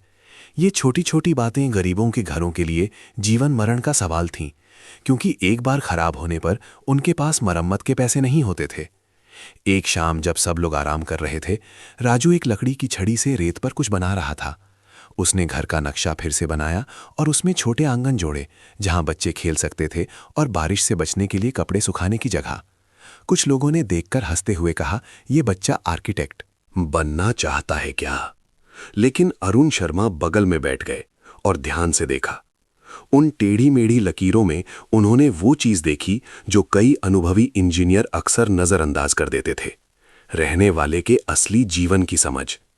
वो राजू की ओर मुड़े और गंभीर स्वर में बोले, राजू, क्या तुम्हें एहसास है तुम एक डिजाइनर की तरह सोच रहे हो? राजू की आंखें गोल हो गईं और फिर वो शर्माते हुए हंसा। मैं तो बस सोच रहा था कि अगर मेरी बहन प्रिया का एक घर होता तो उसे कपड़े सुखाने और पढ़ने की जगह चाहिए होती। मैंने तो बस अपनी इच्छा के अनुसार बनाया है। ये मासूम जवाब सुनकर अरुण शर्मा का गला भर आया। उन्हें अचानक एहसास हुआ कि राजू की मासूम आंखों ने वो चीज़ देखी थी जो उन्होंने सालों के अनुभव में भुला दी थी। घर रहने के लिए होता है, दिखावे के लिए नहीं। ये खबर कि एक आवारा बच्चा नक्शे में सुधार करना जानता है फैल गई। कई लोग जो पहले मजाक उड़ाते थे अब अपनी राय बदलने लगे थे। कुछ गरीब परिवार आकर घर किराए पर लेने के लिए अपना नाम लिखवाना चाहते थे। उस शाम राजू बरामदे में बैठा था। उसकी आंखें चमक रही थीं। उसने अरुण शर्मा को अपने सपने के बारे में बताया। चाचा, अगर मैं बाद में सच में पढ़ लिख गया तो मैं सस्ते लेकिन सुंदर घर बनाना चाहता हूं, जिसमें बच्चों के लिए खेलने की जगह हो, ताकि कोई भी बच्चा मेरी तरह सड़क पर न सोए। अरुण शर्मा चुपचाप सितारों से भरे आसमान को देखने लगे। सालों तक वो करोड़ों के कॉन्ट्रैक्ट के पीछे भागते रहे और कभी ऐसे सरल सपनों के बारे में नहीं सोचा था, लेकिन अब इस बच्चे ने उन्हें असली रास्ता दिखाया था। उन्होंने राजू के कंधे पर हाथ रखा और गहरी आवाज में कहा, मुझे विश्वास है कि एक दिन तुम ये कर आओगे और मैं तुम्हारे साथ तब तक रहूंगा जब तक ये सपना सच नहीं हो जाता अगले कुछ दिनों में। प्रोजेक्ट आकार लेने लगा, हर दीवार ऊंची होती गई और हर कमरा साफ दिखने लगा। आसपास के गरीब लोग उम्मीद भरी नजरों से देखने लगे। लेकिन ठीक उसी समय असली तूफान आया। एक सुबह जब पूरी टीम तीसरे घर की नींव डालने की तैयारी कर रही थी, कुछ सूट बूट पहने लोग आए। सबसे आगे विक्रम राठौर थे, वही बैंक मैनेजर जिसने अरुण शर्मा की योजना को बेरहमी से खारिज कर दिया था। उसकी आवाज तीखी थी। शर्मा जी, आप यहां क्या कर रहे हैं? ये जमीन अभी भी बैंक के अधिकार में है। आपने किस हक से निर्माण शुरू किया? अरुण शर्मा चौंक गए, लेकिन शांत होकर जवाब दिया, ये जमीन का वो हिस्सा है जिसका मैंने कुछ भुगतान कर दिया है और बाकी के लिए बातचीत चल रही है। मैं कुछ भी गैर कानूनी नहीं कर रहा हूं। विक्रम राठौड़ ने ईंट की दीवारों को देखकर हंसते हुए कहा, बातचीत? आपके कर्ज को देखते हुए कौन आप पर यकीन करेगा? कितना हास्यास्पद है। एक अमीर बिजनेसमैन से समाज के कचरे के लिए घर बनाने वाला बन गए आप। खुद को ही बदनाम कर रहे हैं। इन कड़वे शब्दों से राजू कांप उठा। उसने मुट्ठियां भींच लीं और कुछ कहना चाहा, लेकिन अरुण शर्मा ने उसे रोक लिया।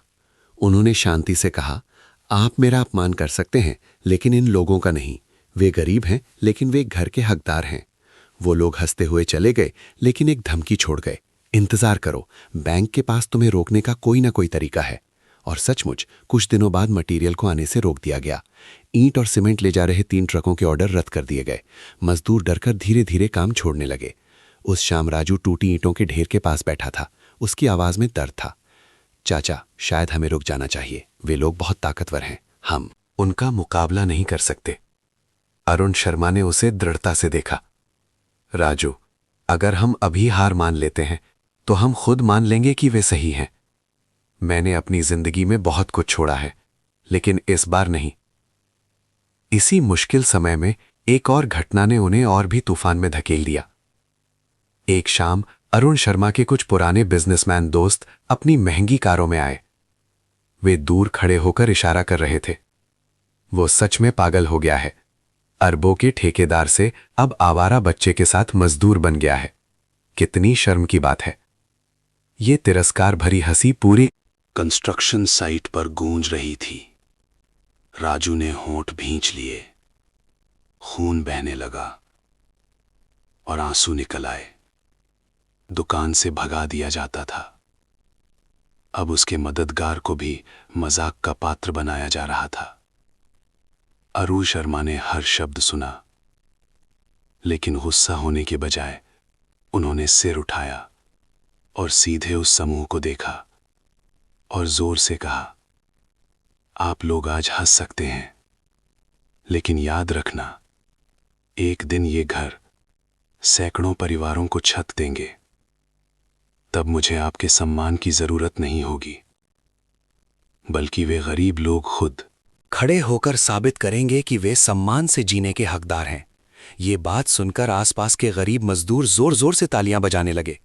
राजू बगल में खड़ा था, उसका दिल एक आग की तरह धड़क रहा था। उस रात दोनों शिक्षक छात्र एक लालटेन की रोशनी में बैठ गए। राजू ने धीरे से फुसफुसाया, चचा शर्मा, अगर आप हार नहीं मानेंगे तो मैं भी नहीं मानूंगा। भले ही मुझे अपने हाथों से एक एक ईंट बनानी पड़े, मैं आपके साथ करूंगा। अरुण शर्मा मुस्कुराए, उनकी आंखों में गर्व था। वो जानते थे कि आगे का रास्ता तूफानों से भरा था, लेकिन अपने बगल में उस बच्चे की दृढ़ आंखों को देखकर उन्हें अब डर नहीं लग रहा था। बैंक के दबाव और अमीर लोगों की हंसी मजाक के बाद भी अरुण शर्मा और राजू ने हार नहीं मानी, बल्कि प्रोजेक्ट में आसपास के कई गरीब लोगों की भागीदारी बढ़ने लगी। शुरू में सिर्फ कुछ बेरोजगार मजदूरों ने मदद की पेशकश की, ताकि बाद में उन्हें सस्ते किराए पर कमरा मिल सके। लेकिन फिर लॉटरी बेचने वाली औरतें, ऑटो रिक्शा वाले और सफाई कर्मचारी भी स्वेच्छा से मदद करने आने लगे। उनके पास दिन में पैसे नहीं थे, लेकिन उनके पास ताकत थी। प्रोजेक्ट एक अजीब से बड़े परिवार में बदल गया। दिन में हथौड़ों और आरियों की आवाज गूंजती थी और रात में कंस्ट्रक्शन साइट से लालटेन की रोशनी आती थी। कोई सीमेंट मिला रहा था तो कोई सबके लिए खिचड़ी बना रहा था। राजू भाग भाग कर काम कर रहा था और सीख भी रहा था।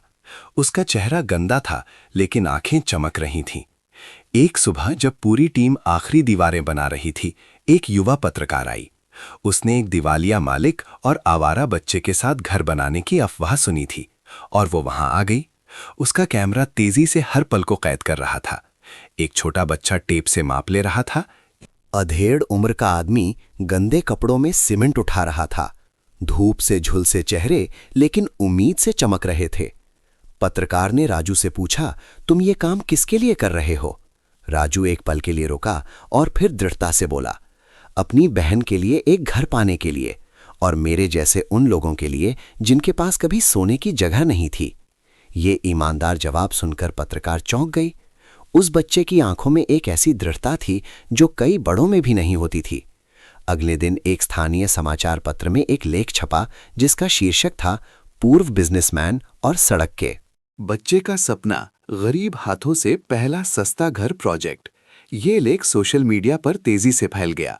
शुरू में कई लोगों ने संदेह किया और कहा कि यह सिर्फ एक नौटंकी है, लेकिन अरुण शर्मा की सीमेंट उठाते हुए और धूल मिट्टी में सने हुए मुस्कुराते हुए तस्वीरों ने कई लोगों को भावुक कर दिया। कुछ स्वयंसेवी समूह आने लगे और कुछ बोरी सीमेंट, कुछ ईंटें और यहाँ तक कि मुफ्त भोजन भी लाने लगे। ये ज्यादा नहीं था, लेकिन हर छोटी मदद ताकत दे रही थी। धीरे धीरे कंस्ट्रक्शन साइट का माहौल बदल गया। जहाँ पहले कुछ ही लोग थे, अब वो गरीब समुदाय का एक मिलन स्थल बन गया था। बच्चे टूटी ईंटें उठा रहे थे, औरतें गारा मिलाते हुए हंस रही थीं और अनुभवी बूढ़े लोग निर्देश दे रहे थे। राजू इन सब के बीच खड़ा था। उसकी आंखें चमक रही थीं। उसे जिंदगी में पहली बार महसूस हुआ कि वो एक असली घर का हिस्सा है, जो सिर्फ छत से नहीं बल्कि इंसानियत से बना है। एक शाम जब आखिरी दीवार पर प्लास्टर हो रहा था, राजू ने सिर उठाकर देखा और पूरे प्रोजेक्ट को एक सपने की तरह साकार होते देखा।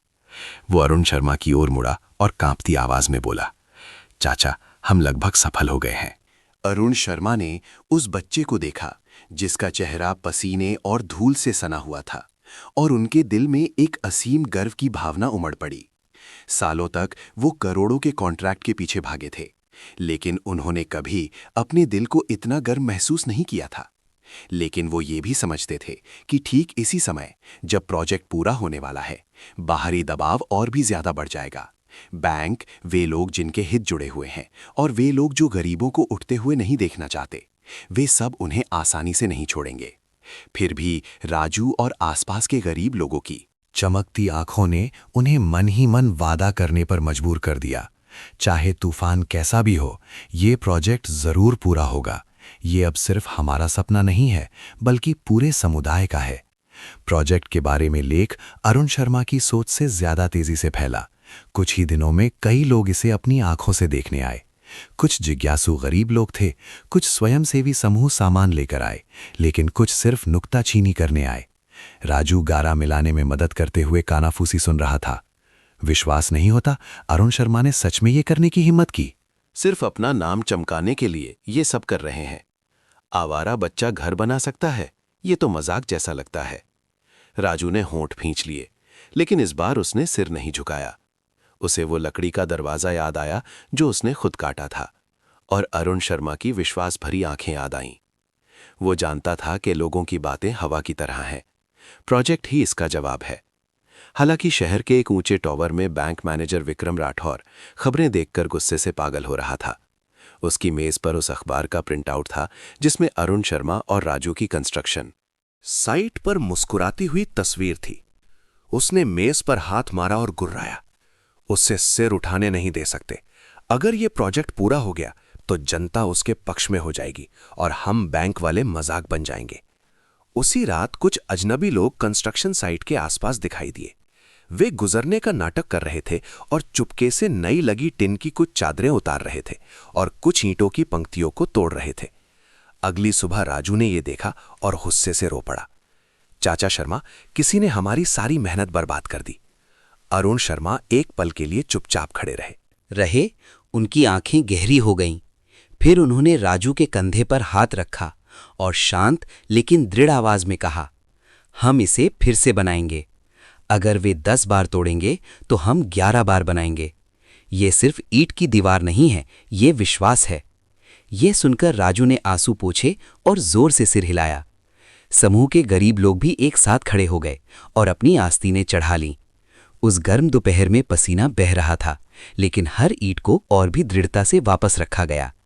उसी शाम कुछ अमीर बिजनेसमैन आए। उन्होंने अपनी महंगी कारें सड़क किनारे खड़ी की और शीशे नीचे करके मजाक उड़ाया। देखो, चैरिटी से बना सस्ता प्रोजेक्ट किस काम का है?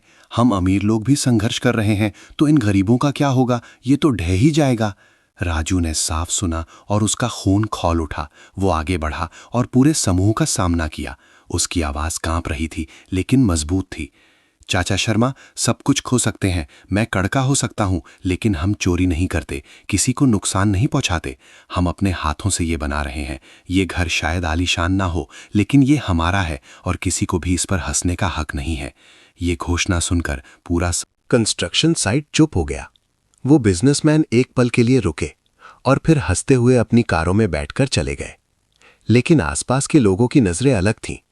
उन्होंने राजू को सम्मान से देखा, जैसे उस दुबले पतले बच्चे में एक आग जल रही हो। शाम को पूरा कंस्ट्रक्शन साइट एक बड़ी खिचड़ी की देग के चारों ओर इकट्ठा हो गया, जिसे एक सब्जी बेचने वाली औरत लाई थी। माहौल गर्म था, हंसी और दृढ़ संकल्प की फुसफुसाहटें थीं। अरुण शर्मा चुपचाप राजू को बच्चों को कहानियां सुनाते हुए देख रहे थे। उस पल में वो जानते थे कि ये प्रोजेक्ट सिर्फ सीमेंट और ईंट से नहीं, बल्कि सबके दिलों से बन रहा है। हालांकि अपने दिल की गहराइयों में उन्हें ये भी एहसास था कि दुश्मन कुछ छोटी मोटी तोड़फोड़ पर नहीं रुकेंगे। एक बड़ा तूफान करीब आ रहा था। एक सुबह जब सूरज अभी निकला ही था, कंस्ट्रक्शन साइट के गेट के सामने सायरन की आवाज गूंजने लगी। नीली बत्ती वाली गाड़ियों का एक काफिला और कुछ बैंक कर्मचारी नीचे उतरे। सबसे आगे विक्रम राठौर थे, जिनका चेहरा ठंडा था और आंखों में चाकू जैसी तेजी थी। उनके बगल में नगर निगम का एक अधिकारी था, जिसके हाथ में एक मोटी फाइल थी। अरुण कुमार शर्मा। विक्रम राठौड़ की आवाज साफ साफ गूंजी। ये प्रोजेक्ट बिना वैध परमिट के है। जमीन अभी भी गिरवी है। हम इसे तुरंत रोकने की मांग करते हैं, वरना हम जबरदस्ती कार्रवाई करेंगे। कंस्ट्रक्शन साइट पर माहौल तुरंत भारी हो गया। गरीब कारीगर, सब्जी बेचने वाली औरतें और ऑटो वाले सब चुप हो गए। उनके हाथों में अब भी करनी और फावड़े थे। राजू और अरुण शर्मा बीच में खड़े थे। उनके माथे पर पसीना था। उसने कभी ऐसी ताकतवर स्थिति का सामना नहीं किया था।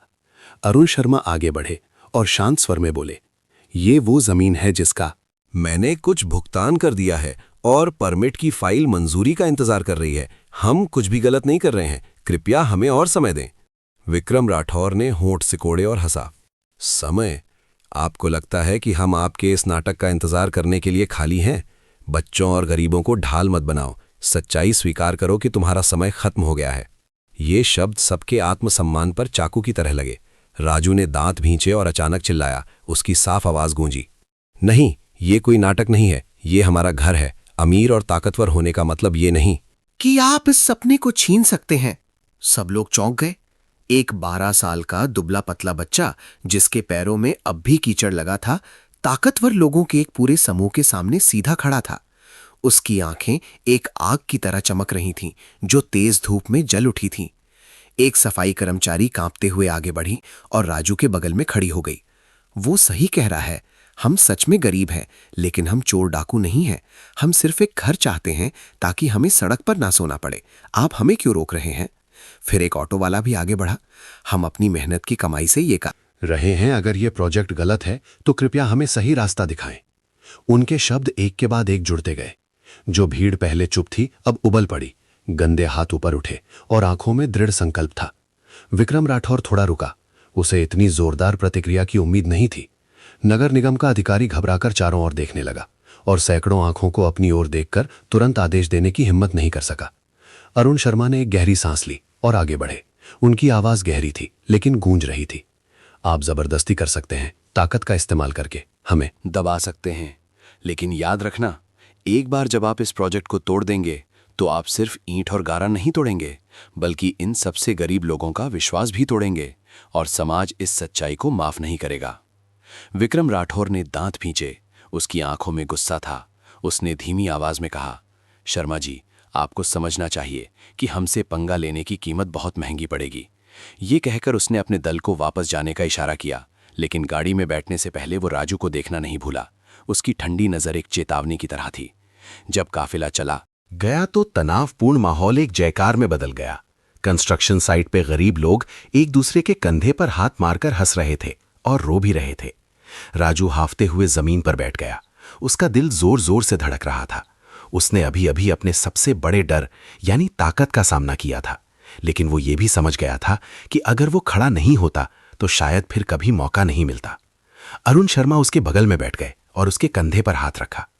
राजू, आज तुमने वो किया है जो कई बड़े लोग करने की हिम्मत नहीं करते। तुमने साबित कर दिया है कि गरीबों की भी एक आवाज होती है, हम पीछे नहीं हटेंगे। राजू ने ऊपर देखा, उसकी आंखें चमक रही थीं। मैं हार नहीं मानूंगा चाचा, चाहे वे कितनी भी बार वापस आएं, हम बनाते रहेंगे।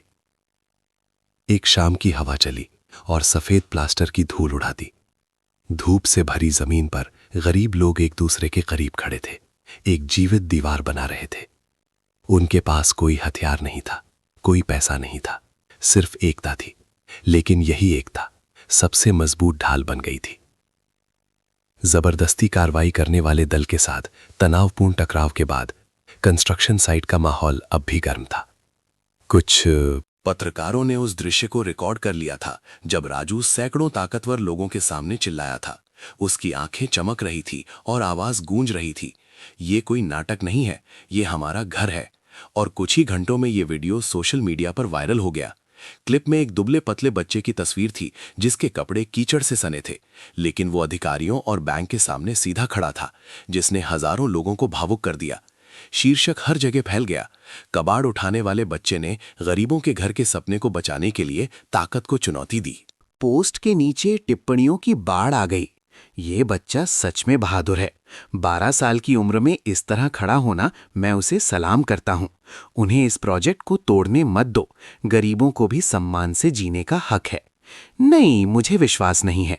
ये सिर्फ ध्यान खींचने की नौटंकी है। अरुण शर्मा पहले ही दिवालिया हो चुके हैं। अब वो सहानुभूति पाने के लिए बच्चों का इस्तेमाल कर रहे हैं। जनता तुरंत दो गुटों में बंट गई। एक पक्ष भावुक था और स्वयंसेवी समूहों के माध्यम से पैसे भी भेज रहा था ताकि प्रोजेक्ट जारी रहे। दूसरा पक्ष संशय में था और कह रहा था कि ये सिर्फ एक नौटंकी है, और यहां तक कि अरुण शर्मा पर बच्चों का शोषण करके अमीर बनने का आरोप भी लगा रहा था। स्थानीय टीवी भी पीछे नहीं रहा।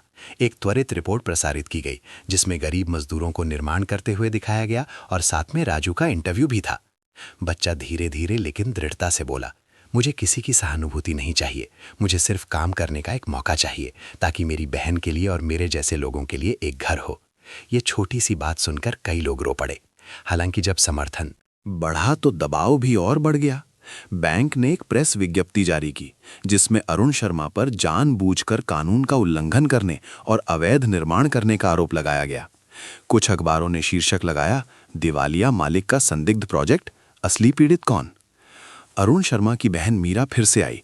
इस बार वो बहुत परेशान थी। उसने फोन दिखाया और कांपती आवाज में बोली, भैया देखो, पूरा सोशल मीडिया चर्चा कर रहा है। उन्होंने मेरा और हमारे पूरे परिवार का नाम घसीटा है। वे कह रहे हैं कि हमारा परिवार आपको बचा रहा है। क्या आप जानते हैं कि मैं कितनी परेशान हूं? अरुण शर्मा ने शांत स्वर में कहा।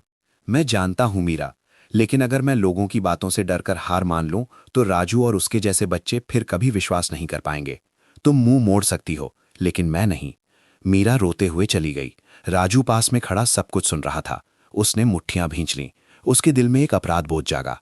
मेरी वजह से चाचा शर्मा को उनके पूरे परिवार ने छोड़ दिया है। क्या मैं किसी काम का हूं? उस रात राजू कंस्ट्रक्शन साइट पर अकेले बैठा था। चांद का एक पतला सा टुकड़ा लटका हुआ था। रात की हवा ठंडी थी। उसे इंटरनेट पर गालियों वाली टिप्पणियां याद आईं और अरुण शर्मा की आलोचना याद आई। उसका दिल भारी हो गया। लेकिन फिर कंस्ट्रक्शन साइट से हंसी की आवाज आई। गरीब लोग अब भी मेहनत से एक एक ईंट रख रहे थे। राजू को अचानक समझ आया कि अगर वो हार मान लेता है तो सब लोग ढह जाएंगे।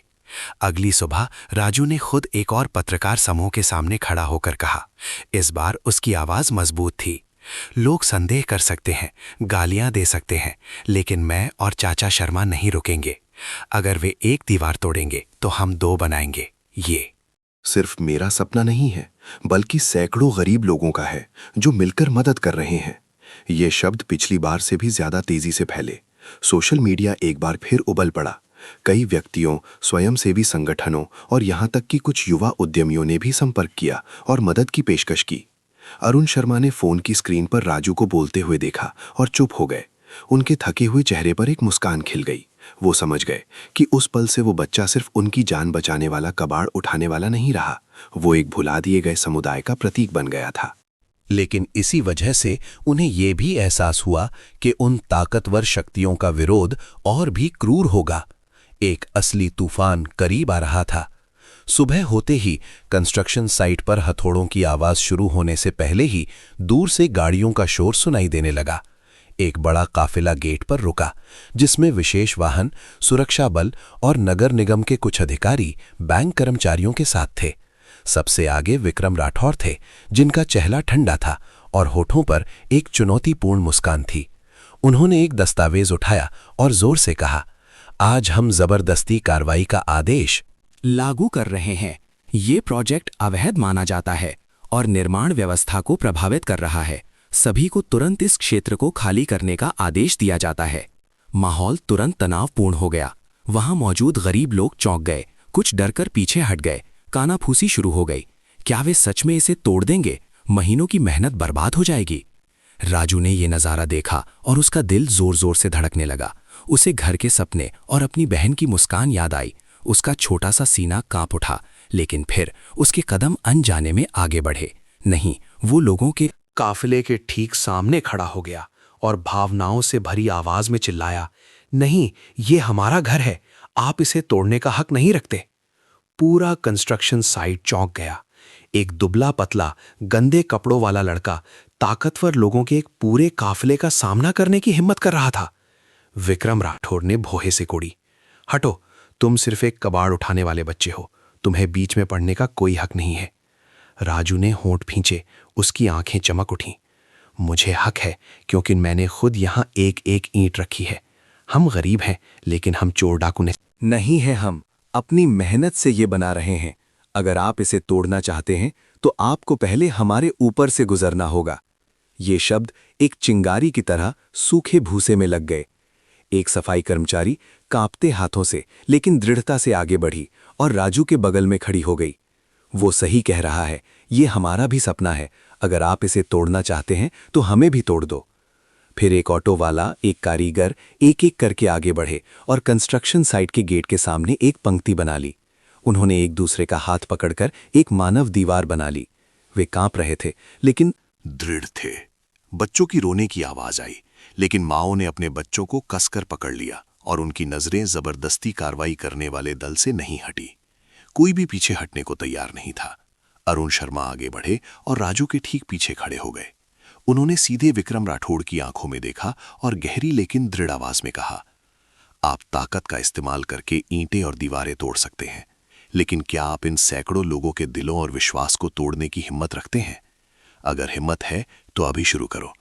जबरदस्ती कार्रवाई करने वाला दल थोड़ा हिचकिचाया। उन्हें महिलाओं, बच्चों और बूढ़ों को ढाल के रूप में सामना करने के लिए प्रशिक्षित नहीं किया गया था। बाहर पत्रकारों के कैमरे हर पल को रिकॉर्ड कर रहे थे। विक्रम राठौड़ की आंखों में गुस्सा था। वो नहीं जानता था कि ये छोटा सा प्रोजेक्ट इतना बड़ा मुद्दा बन जाएगा और उसे कैमरों के सामने एक खलनायक बना देगा। उसने धीमी आवाज में दांत भींचते हुए कहा, शर्मा जी, आप सब कुछ बहुत आगे ले जा रहे हैं, आपको इसका पछतावा होगा। लेकिन राजू ने फिर से चिल्लाया, जैसे पूरे समुदाय की ओर से कह रहा हो, हम अपमान सहने को तैयार हैं, गरीबी में जीने को तैयार हैं, लेकिन हम आपको इस सपने को छीनने नहीं देंगे। पूरा कंस्ट्रक्शन साइट एक साथ चिल्लाया और आवाज सायरन और आदेशों से भी ऊंची हो गई। नहीं तोड़ेंगे, हार नहीं मानेंगे। ये चीखें आसमान में गूंज उठीं। अरुण शर्मा चुपचाप ये नज़ारा देख रहे थे।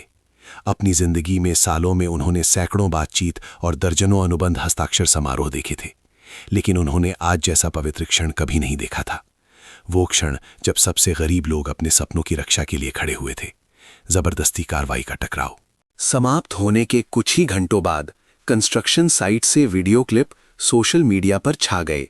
सैकड़ों गरीब लोगों का हाथ पकड़कर एक मानव दीवार बनाने का दृश्य, जिसमें एक दुबला पतला लड़का जबरदस्ती कार्रवाई करने वाले दल के सामने गर्व से खड़ा था, लाखों दिलों को छू गया। क्लिप के शीर्षक लगातार साझा किए जा रहे थे। कबाड़ उठाने वाले बच्चे ने गरीबों के घर को बचाने के लिए पूरे दल को चुनौती दी। गरीबों के प्रोजेक्ट के सामने मानव दीवार, असली अपराधी कौन? जब विश्वास ताकत से ज्यादा मजबूत हो। बड़े समाचार चैनलों ने इस खबर को प्राइम टाइम में दिखाया। राष्ट्रीय टीवी ने उस पल को फिर से प्रसारित किया जब राजू ने हाथ उठाकर चिल्लाया था, अगर आप तोड़ना चाहते हैं तो पहले हमारे ऊपर से गुजरें। ये छवि एक प्रतीक बन गई और अखबारों और ऑनलाइन पोर्टलों के पहले पन्ने पर छपी। पूरे देश में बहस छिड़ गई। एक पक्ष बैंक और सरकार से नाराज था। कितनी शर्म की बात है, वे अमीर और ताकतवर हो सकते हैं लेकिन वे गरीबों के सपनों को कुचल रहे हैं। ये बच्चा कई बड़ों से ज्यादा बहादुर है, हमें इस प्रोजेक्ट की रक्षा करनी चाहिए। दूसरा पक्ष अब भी संदेह में था। मत भूलो कि अरुण शर्मा एक दिवालिया बिजनेसमैन थे। कौन गारंटी देता है कि वो दान के पैसे कमाने के लिए दया का इस्तेमाल नहीं कर रहे हैं। ये बहस इतनी बढ़ गई कि टीवी पर टॉक शो में भी इस विषय पर चर्चा होने लगी। सामाजिक विशेषज्ञ, वकील, पत्रकार और आम लोग सब बोलना चाहते थे। एक युवा वकील ने कहा, कानूनी तौर पर प्रोजेक्ट में कागजात की कमी है, लेकिन मानवीय दृष्टिकोण से ये एक ऐसा काम है जिसे प्रोत्साहित किया जाना चाहिए। अगर कानूनी व्यवस्था इतनी कठोर है तो वो खुद गरीबों को छोड़ रही है। समर्थन और भी बढ़ने लगा। स्वयंसेवी समूहों ने ऑनलाइन दान अभियान शुरू किया और कुछ ही दिनों में हजारों लोगों ने योगदान दिया। किसी ने 20 रुपए दिए तो किसी ने 50 रुपए। रकम छोटी थी लेकिन उम्मीदों से भरी हुई थी। कुछ युवा उद्यमियों ने तो लाखों रुपए देने की पेशकश की और साथ में एक संदेश भी भेजा, माफ करना कि मैंने कभी अरुण शर्मा का मजाक उड़ाया था, अब मैं भी मदद करना चाहता हूं। इस बीच राजू एक चर्चित चेहरा बन गया। पत्रकार कंस्ट्रक्शन साइट पर आकर उसे घेर लेते थे, लेकिन राजू अब भी एक ही सरल बात कहता था, मुझे मशहूर नहीं होना है, मुझे सिर्फ अपनी बहन के लिए और मेरे जैसे लोगों के लिए घर चाहिए। ये बात सुनकर कई पत्रकार भावुक हो गए। लोग राजू को उम्मीद की किरण जलाने वाला लड़का कहने लगे। हालांकि इसके विपरीत दबाव भी कम नहीं था। विक्रम राठौर और बैंक की जनता द्वारा भारी आलोचना की गई। एक गुप्त बैठक में विक्रम राठौर ने मेज पर हाथ मारा और गुर्राया, हम उस बच्चे से हार नहीं सकते। अगर हम हार गए तो हमारी इज्जत चली जाएगी। हमें उसे रोकना होगा, चाहे कानूनी या मीडिया का कोई भी तरीका अपनाना पड़े। हम उसे गरीबों का हीरो नहीं बनने दे सकते। ये खबर लीक हो गई और जनता में और भी गुस्सा भर गया। इंटरनेट पर #वी स्टैंड विद राजू जैसे हैशटैग ट्रेंड करने लगे। पूरे देश के लोग इसे साझा कर रहे थे और राजू और अरुण शर्मा की रक्षा करने का आह्वान कर रहे थे। रात में कंस्ट्रक्शन साइट स्वयंसेवकों का एक ठिकाना बन गई। वे कंबल और भोजन लेकर आए और एक सुरक्षा घेरा बनाकर रात भर जागने लगे। आग जलाई गई और लोग घेरे में बैठकर बातें कर रहे थे और पहरा दे रहे थे। राजू घेरे के बीच में बैठा था। उसकी आंखें चमक रही थीं।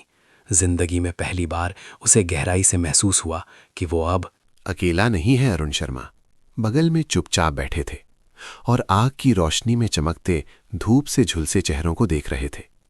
उन्होंने मन ही मन सोचा, मैंने अपनी जिंदगी में कितनी ही शानदार पार्टियां की हैं, विदेशी शराब और मधुर संगीत के साथ, लेकिन किसी भी पार्टी ने मेरे दिल को आज रात की तरह गर्म नहीं किया। वो जानते थे कि लड़ाई अभी खत्म नहीं हुई है, लेकिन अब से वो और राजू तूफान का सामना करने वाले अकेले दो लोग नहीं थे। उनके साथ एक पूरा समुदाय और एक पूरा समाज था जो उन्हें देख रहा था और उनका साथ दे रहा था। उस सुबह कंस्ट्रक्शन साइट पर एक अजीब सा माहौल था। गरीब लोग, स्वयंसेवक और पत्रकार अब भी वहां थे, लेकिन हर कोई महसूस कर रहा था कि एक तूफान आने वाला है। फोन की स्क्रीन पर एक ब्रेकिंग न्यूज तेजी से साझा की गई। जिला अदालत का फैसला, अरुण कुमार शर्मा का प्रोजेक्ट अवैध घोषित, 7 दिनों के भीतर तोड़ने का आदेश। ये खबर बिजली की तरह गिरी। जो चेहरे कुछ पल पहले उत्साहित थे, वे अचानक चुप हो गए। एक लॉटरी बेचने वाली औरत ने कहा, हे भगवान, तो क्या सब खत्म हो गया? उनके पास कागजात और मुहर है, कौन बहस कर सकता है? राजू वहीं खड़ा रह गया। उसके छोटे हाथ कांप रहे थे। वो अरुण शर्मा की ओर मुड़ा। उसकी आंखों में घबराहट थी। चाचा, क्या वे सच में सब कुछ तोड़ देंगे? अरुण शर्मा ने गहरी सांस ली। उनका माथा सिकुड़ गया। सालों के कारोबार के अनुभव से वो जानते थे कि जब कानून को एक तरफ खींच लिया जाता है तो चाहे कितने भी लोग खड़े हों, उसे बदलना मुश्किल होता है।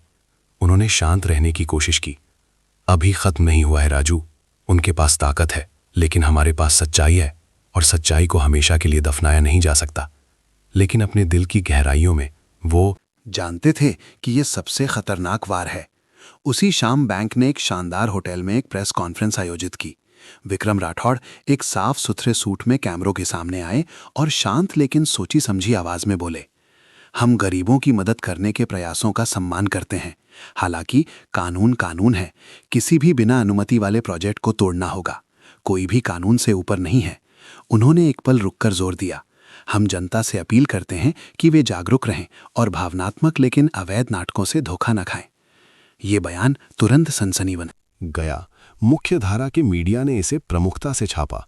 कुछ लोग भ्रमित हो गए और डरने लगे कि कहीं उन्हें धोखा तो नहीं दिया गया। लेखों के नीचे ढेरों दुर्भावनापूर्ण टिप्पणियां आने लगीं। हाँ, तो ये सिर्फ सहानुभूति का फायदा उठाने का खेल था। वो कबाड़ उठाने वाला बच्चा भी उकसाया गया होगा। बुरी खबर आग की तरह फैल गई। कंस्ट्रक्शन साइट पर माहौल पहले से कहीं ज्यादा भारी हो गया। कई गरीब लोग जो पहले शामिल थे अब हिचकिचाने लगे और कानाफूसी करने लगे।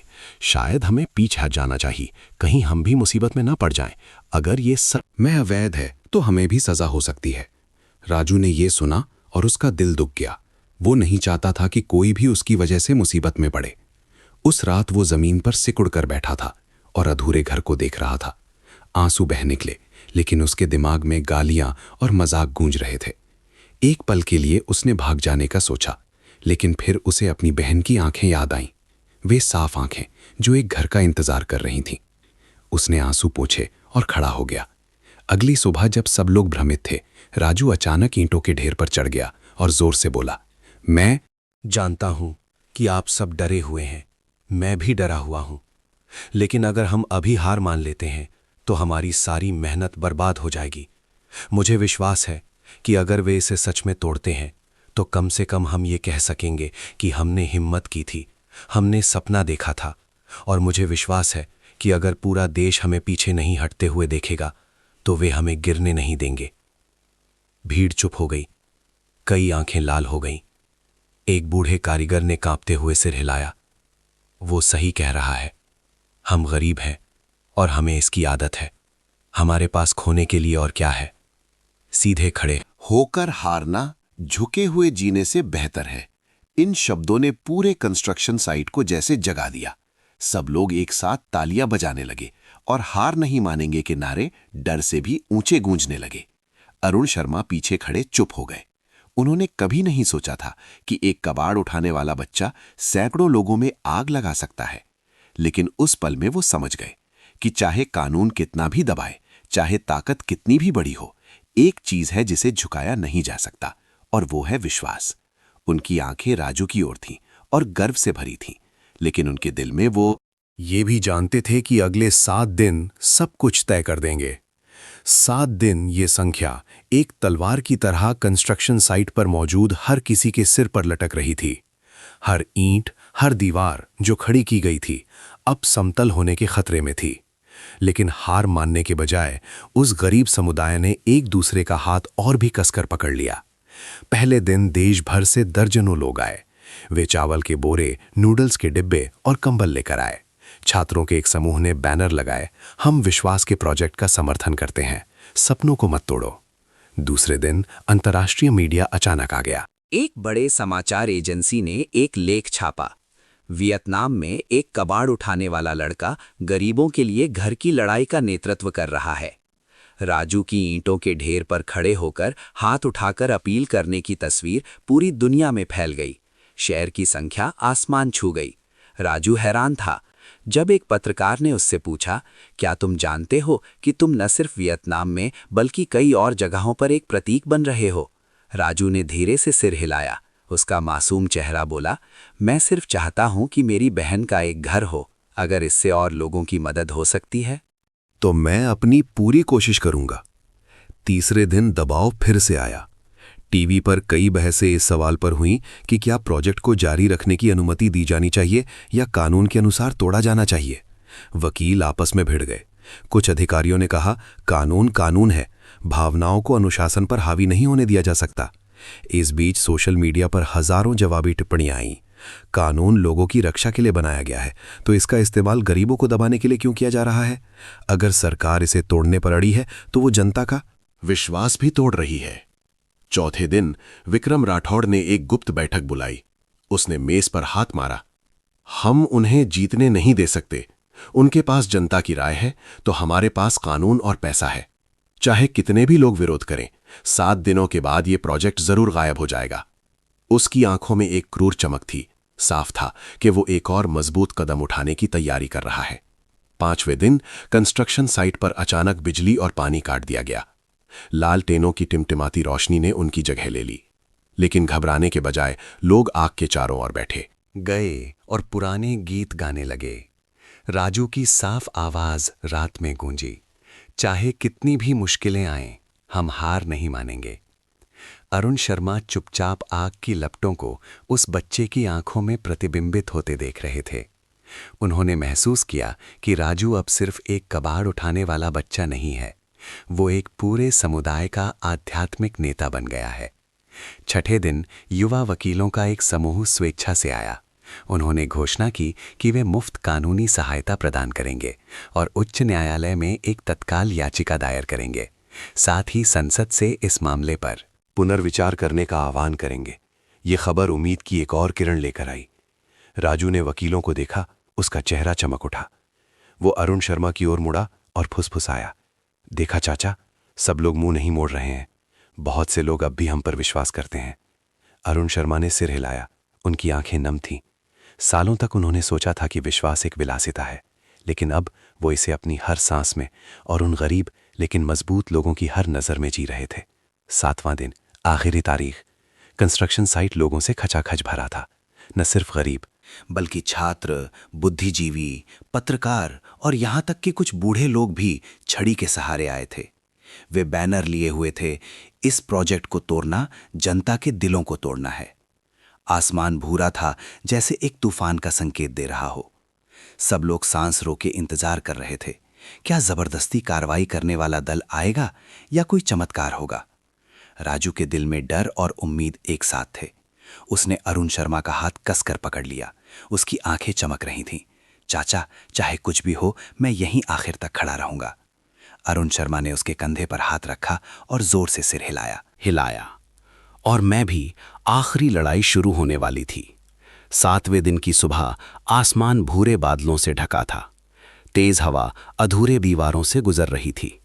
किसी ने किसी से कुछ नहीं कहा, लेकिन सब जानते थे कि आज का दिन निर्णायक होगा। कंस्ट्रक्शन साइट का गेट लोगों से खचाखच भरा था। सैकड़ों गरीब लोग, छात्र, पत्रकार और जिज्ञासु लोग हर जगह से आए थे। बैनर लगे थे, सपनों को मत तोड़ो, गरीबों के लिए घर जीने का अधिकार है। फोन और कैमरे हर तरफ लगे थे, हर तस्वीर को प्रसारित करने के लिए तैयार। सायरन की आवाज गूंजी और जबरदस्ती। कार्रवाई करने वाला दल आ गया। विशेष वाहन एक के बाद एक आए और सुरक्षाकर्मी नीचे उतर आए। सबसे आगे विक्रम राठौर थे, जो दृढ़ता से चल रहे थे। उनकी आंखें ठंडी थीं। उन्होंने एक दस्तावेज उठाया और जोर से कहा, हम अदालत के आदेश का पालन कर रहे हैं। सभी को 10 मिनट के भीतर यहां से हटने का आदेश दिया जाता है, वरना हम जबरदस्ती कार्रवाई करेंगे।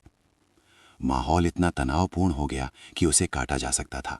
औरतें अपने बच्चों को कसकर पकड़े हुए थीं और बूढ़े लोग कांपते हुए छड़ी के सहारे खड़े थे।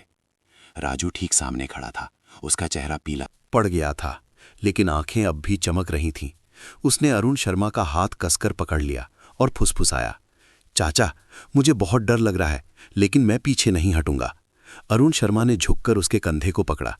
राजू, मुझे भी डर लग रहा है, लेकिन यही डर हमें और मजबूत बनाएगा। डटे रहो। ठीक उसी समय एक सफाई कर्मचारी कांपते हुए आगे बढ़ी। उसने अपना पुराना रेनकोट जमीन पर बिछाया और बैठ गई। गाड़ी का रास्ता रोकते हुए एक ऑटो वाला तुरंत उसके बगल में बैठ गया।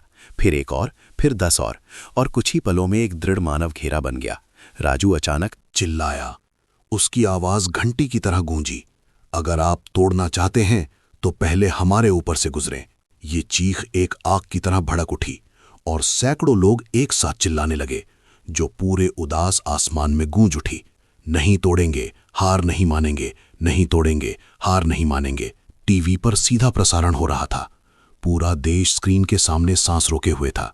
कॉफी शॉप और बाजारों में लोग इकट्ठा हो गए थे, जैसे एक जीवन मरण की लड़ाई देख रहे हों। विक्रम राठौर ने भौहें सिकोड़ी। उसे इतनी जोरदार प्रतिक्रिया की उम्मीद नहीं थी। उसके ठंडे चेहरे पर और फिर उन धूप से झुलसे लेकिन दृढ़ चेहरों पर घूम रहे थे। ये विरोधाभास देखकर जनता तुरंत उबल पड़ी। एक जबरदस्ती कार्रवाई करने वाले कर्मचारी ने आगे बढ़कर धीमी आवाज में कहा, सर, अगर हम जबरदस्ती करेंगे तो मीडिया हमारे खिलाफ हो जाएगा, हम इसे नियंत्रित नहीं कर पाएंगे। विक्रम राठौड़ ने दांत भींचे। वो जानता था कि इस समय कोई भी कदम एक दोधारी तलवार बन जाएगा, लेकिन पीछे हटना एक शर्मनाक हार के बराबर था। इस बीच राजू एक और कदम आगे बढ़ा और लोहे के बैरिकेड के सामने खड़ा हो गया। उसने सिर ऊंचा किया और अपनी चमकती आंखों से सीधे विक्रम राठौड़ को देखा। चाचा शर्मा सब कुछ खो सकते हैं, मैं सिर्फ एक कबाड़ उठाने वाला हो सकता हूं, लेकिन ये सपना सैकड़ों लोगों का है। आप मेरे ऊपर से गुजर सकते हैं, लेकिन आप हमारे सपनों को कभी नहीं कुचल सकते। ये शब्द एक हथौड़े की तरह भारी माहौल पर पड़े और पूरी भीड़ में विस्फोट हो गया। चीखें, सायरन और आदेशों से भी ऊंची हो गईं। बाहर लाइव स्क्रीन पर लाखों दर्शक चुप हो गए और फिर रो पड़े। उन्होंने कभी किसी गरीब बच्चे को ताकत के घेरे में इतना सीधा खड़ा होते नहीं देखा था। अरुण शर्मा चुप हो गए। वो जानते थे कि ये पल अब एक कंस्ट्रक्शन प्रोजेक्ट से कहीं आगे निकल गया है। ये विश्वास और न्याय की लड़ाई थी और वो समझ गए कि चाहे नतीजा कुछ भी हो, उन्होंने एक अमिट छाप छोड़ दी है। आसमान काला हो गया, तेज हवा चलने लगी और धूल उड़ने लगी। इस दृश्य के बीच तनावपूर्ण टकराव जारी रहा। अभी तक कोई नहीं जानता था कि पलड़ा किस ओर झुकेगा। नहीं तोड़ेंगे, हार नहीं मानेंगे की चीखें अब भी गूंज रही थीं। टीवी पर सीधा प्रसारण एक भी पल नहीं छोड़ रहा था। पूरा देश सांस रोके देख रहा था। विक्रम राठौड़ बैरिकेड के सामने खड़ा था। उसके माथे पर पसीना था। उसने आदेश देने के लिए हाथ उठाया, लेकिन कैमरे के लेंस को सीधे अपनी ओर देखकर उसका हाथ रुक गया। अगर जबरदस्ती कार्रवाई करने वाला दल इस समय आगे बढ़ता तो ये छवि अखबारों में एक जीवंत सबूत बन जाती। सरकार गरीबों और बच्चों पर जुल्म कर रही है। ठीक उसी समय एक काली कार रुकी, दरवाजा खुला और एक शालीन महिला नीचे उतरी। वो एक प्रसिद्ध सांसद थी जो सामाजिक न्याय पर अपने मजबूत बयानों के लिए जानी जाती थी। वो लाइव स्ट्रीम देखने के बाद सीधे दिल्ली से आई थी। भीड़ में हलचल मच गई और पत्रकार उनकी ओर दौड़ पड़े। वो महिला धीरे धीरे चली और उनकी नजरें राजू और सैकड़ों धूप से झुलसे चेहरों पर घूमी। वो जबरदस्ती कार्रवाई करने वाले बैरिकेड के ठीक सामने रुकी और उनकी आवाज साफ साफ गूंजी, मैं जबरदस्ती कार्रवाई को तुरंत रोकने की मांग करती हूं। ये प्रोजेक्ट सिर्फ ईंट पत्थर नहीं है, ये जनता का प्रतीक है। अगर किसी ने इसे तोड़ने की हिम्मत की तो इसका मतलब है कि वो लाखों लोगों के विश्वास का सामना कर रहा है। भीड़ में जैसे विस्फोट हो गया। तालियों और जयकारों की आवाज हवा से भी तेज थी। कैमरे हर तरफ घूम रहे थे और हर चेहरे को कैद कर रहे थे। विक्रम राठौड़ का चेहरा बदल गया। उसने धीमी आवाज में अपने मातहत से कहा, यह कैसे हो सकता है? वो इस समय क्यों बीच में आ गई? एक कर्मचारी ने धीरे से कहा, सर, जनता का दबाव बहुत ज्यादा है। अगर हम अभी जबरदस्ती करेंगे तो ये एक मीडिया आपदा बन जाएगी। विक्रम राठौड़ ने दांत भींचे। उसका चेहरा लाल हो गया। वो चिल्लाना चाहता था, आदेश देना चाहता था, लेकिन उसके चारों ओर अब सिर्फ गरीब लोग नहीं थे, बल्कि मीडिया के कैमरे और एक सांसद की नजरें भी थीं। राजू ने उस महिला को हैरानी से देखा। पहली बार उसने देखा कि कोई ताकतवर व्यक्ति डराने के लिए नहीं बल्कि बचाने के लिए आया है। उसकी आंखें नम हो गईं और उसने दम घुट में कहा, मैडम, क्या वे सच में अब नहीं तोड़ेंगे? वो महिला झुकी और राजू के कंधे पर हाथ रखकर धीरे से मुस्कुराई। अगर पूरा देश तुम्हारे साथ खड़ा है तो कोई भी इसे तोड़ने की हिम्मत नहीं करेगा। ये बात एक वादे की तरह थी जिसने भीड़ को रुला दिया। कई लोग एक दूसरे से लिपटकर कांपते हुए हंस रहे थे। अरुण शर्मा चुपचाप खड़े थे। उनकी आंखें लाल थीं। उन्होंने धीरे से फुसफुसाया, जैसे खुद से कह रहे हों, चमत्कार आखिरकार हो ही गया। उसी शाम समाचार बुलेटिन की शुरुआत कंस्ट्रक्शन साइट की तस्वीरों से हुई। स्क्रीन पर एक पत्ती चल रही थी, संसद ने गरीबों के लिए आवास प्रोजेक्ट पर जबरदस्ती कार्रवाई की समीक्षा का आदेश दिया। पूरे देश में खुशी की लहर दौड़ गई। हजारों टिप्पणियां आईं, यही न्याय है, एक कबाड़ उठाने वाले बच्चे ने इतिहास रच दिया, ये सिर्फ एक घर नहीं है, ये हमारे लिए विश्वास है। अंधेरे में विक्रम राठौड़ अपने निजी कार्यालय में बैठा था। उसने मुट्ठियां इतनी जोर से भींची थीं कि खून निकल आया।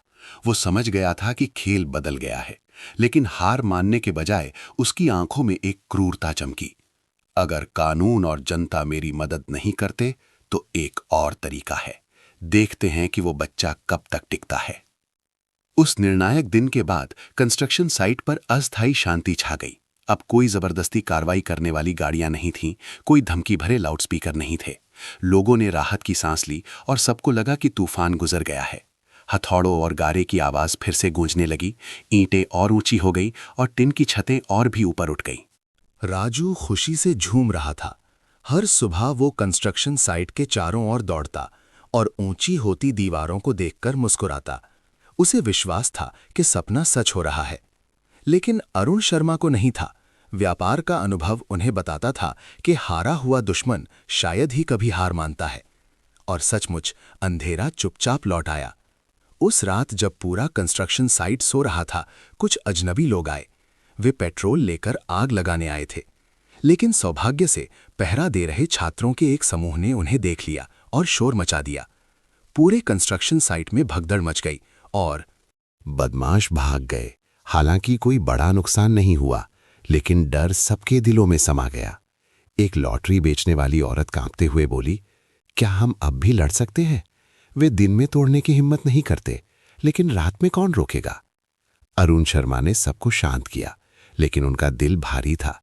वो जानते थे कि ये एक गुप्त हमला था, जो पहले की तरह खुला नहीं बल्कि ज्यादा खतरनाक था। अगली सुबह ऑनलाइन मीडिया ने एक चौंकाने वाली खबर छापी। विश्वास के प्रोजेक्ट पर बाल श्रम के शोषण का आरोप। लेख में राजू की ईंट उठाते हुए एक तस्वीर थी और शीर्षक दुर्भावनापूर्ण था। कबाड़ उठाने वाला बच्चा पीआर का औजार बना। जनता में फिर से बहस छिड़ गई। कुछ लोग भ्रमित हो गए और यहां तक कि आलोचना भी करने लगे। तो वे उस बच्चे का फायदा उठा रहे थे। बेचारा, उसे जरूर मजबूर किया गया होगा। राजू ने यह पढ़ा और उसका चेहरा सफेद पड़ गया। वो अरुण शर्मा के पास दौड़कर आया और दम घुट में बोला, चाचा, वे कह रहे हैं कि मेरा इस्तेमाल किया जा रहा है। क्या मैं आपको परेशान कर रहा हूं? अरुण शर्मा ने उसके कंधे को कसकर पकड़ा और गंभीर आंखों से कहा, इन गंदी बातों पर विश्वास मत करो। तुम कोई औजार नहीं हो, तुम इस प्रोजेक्ट का दिल हो। तुम्हारे बिना आज का दिन नहीं होता। राजू रो पड़ा और उन्हें कसकर गले लगा लिया। उसके दिल में दृढ़ संकल्प की आग डर से भी ज्यादा मजबूती से चल उठी। लेकिन मुश्किलें यहीं नहीं रुकीं। अगले दिन कुछ गुंडे मजदूर बनकर आए और झगड़ा करने लगे। उन्होंने औजारों को तोड़ा और यहां तक कि स्वयंसेवी छात्रों को भी धमकाया। कंस्ट्रक्शन साइट में अफरा तफरी मच गई। लोग चिंतित हो गए और कुछ लोग घर लौट गए। अरुण शर्मा ने यह नजारा देखा और उनका दिल दुख गया। वो जानते थे कि ये एक गंदी साजिश है। जब वे खुलेआम नहीं जीत सकते तो उन्होंने डर फैलाकर लोगों को तोड़ने का गुप्त रास्ता चुना। उस रात अरुण शर्मा ने राजू को एक कोने में बुलाया और उनकी आवाज गहरी हो गई। राजू, शायद अब से हमें और भी बुरे खेलों का सामना करना पड़ेगा। वे चाहते हैं कि हम हार मान लें, लेकिन तुम्हें याद रखना होगा कि यहाँ की हर ईंट सिर्फ सीमेंट नहीं है, ये सैकड़ों लोगों का विश्वास है। अगर हम हार गए तो सब कुछ ढह जाएगा। राजू ने जोर से सिर हिलाया। उसकी आंखें मशाल की तरह चमक रही थीं। मैं नहीं डरूंगा चाचा। अगर वे तोड़ेंगे तो मैं फिर से बनाऊंगा। अगर वे बदनाम करेंगे तो मैं सच बोलूंगा। मैं उन्हें जीतने नहीं दूंगा। अरुण शर्मा का गला भराया। उन्होंने उस बच्चे के कंधे पर हाथ रखा। उस पल में वो जानते थे कि उनका दुश्मन सिर्फ बैंक नहीं बल्कि एक पूरी सड़ी हुई व्यवस्था है। लेकिन साथ ही उनके हाथ में एक अनमोल हथियार भी था, गरीबों का विश्वास और एक कबाड़ उठाने वाले बच्चे का बहादुर दिल। चांद की एक किरण कंस्ट्रक्शन साइट पर पड़ी और अधूरी दीवारों को रोशन कर गई। रात की हवा तेज चल रही थी और नई चुनौतियों की ठंडक लिए हुई थी। लेकिन उस रोशनी में दोनों शिक्षक छात्र सीधे खड़े थे। उनकी आंखें दृढ़ थीं, जैसे पूरी दुनिया से कह रहे हों, तूफान ले आओ, हम नहीं झुकेंगे। उस सुबह कंस्ट्रक्शन साइट पर अब भी उथल पुथल थी। नकारात्मक खबरें इंटरनेट पर छाई हुई थीं।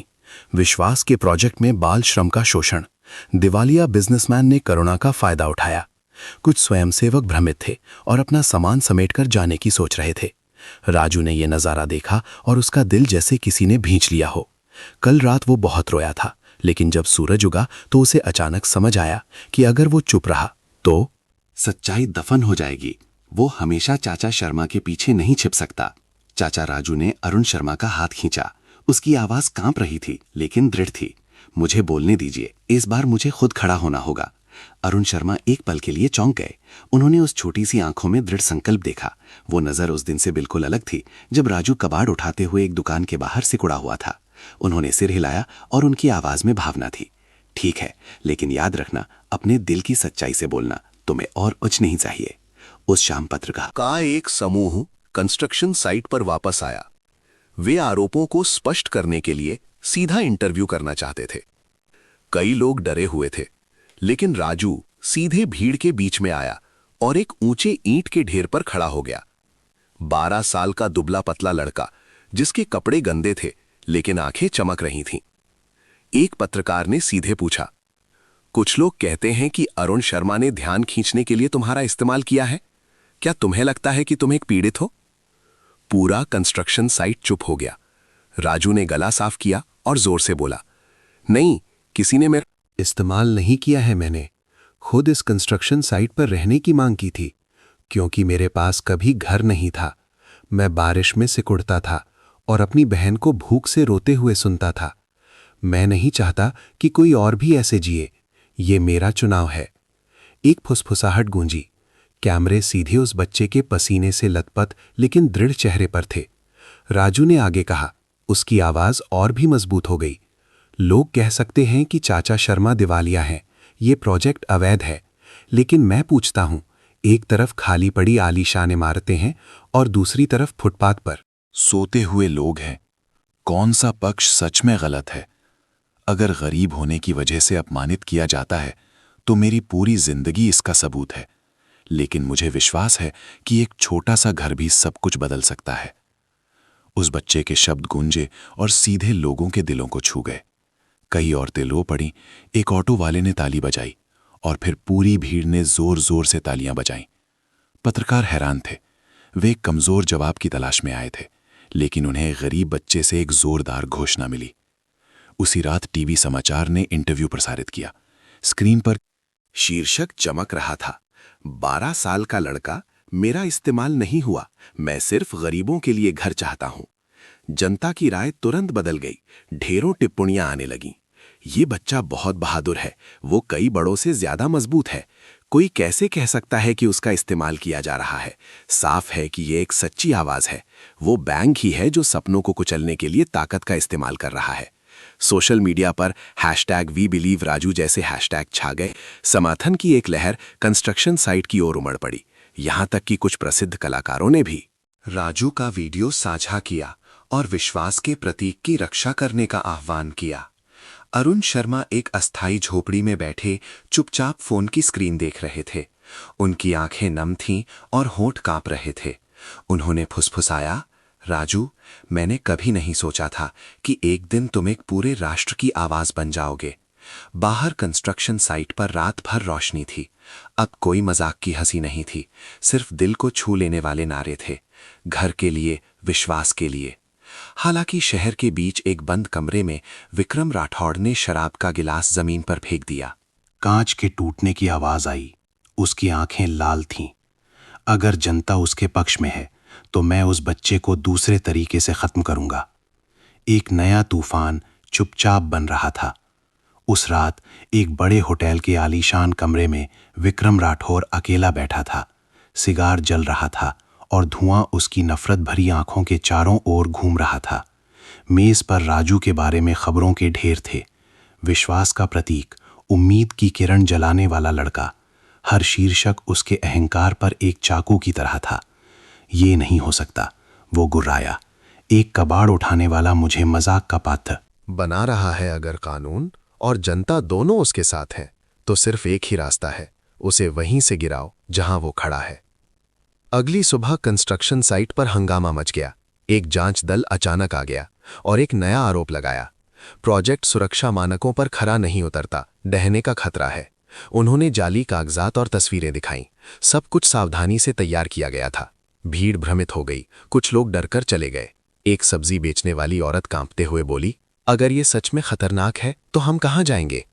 राजू ने ये सुना और उसका दिल जलने लगा।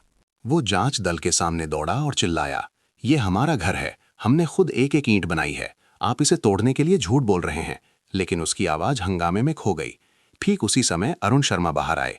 उनके हाथ में एक मोटी फाइल थी और उनकी आवाज जोर से गूंजी। ये स्वतंत्र इंजीनियरों के एक समूह की तकनीकी मूल्यांकन रिपोर्ट है। ये प्रोजेक्ट भले ही कच्चा हो लेकिन पूरी तरह सुरक्षित है। आप जनता को धोखा देने के लिए झूठ मत बोलिए। पत्रकार तुरंत अपने कैमरे घुमाने लगे और कंस्ट्रक्शन साइट पर ही एक तीखी बहस छिड़ गई। आरोवर सच्चे झूठे कागजात एक दूसरे पर हावी हो रहे थे। चाचा शर्मा, राजू गुस्से से कांप उठा। उसने चाचा शर्मा के कांपते हाथ और उन गरीब लोगों के निराश चेहरे देखे जो धीरे धीरे उम्मीद खो रहे थे। उसका दिल दुख गया।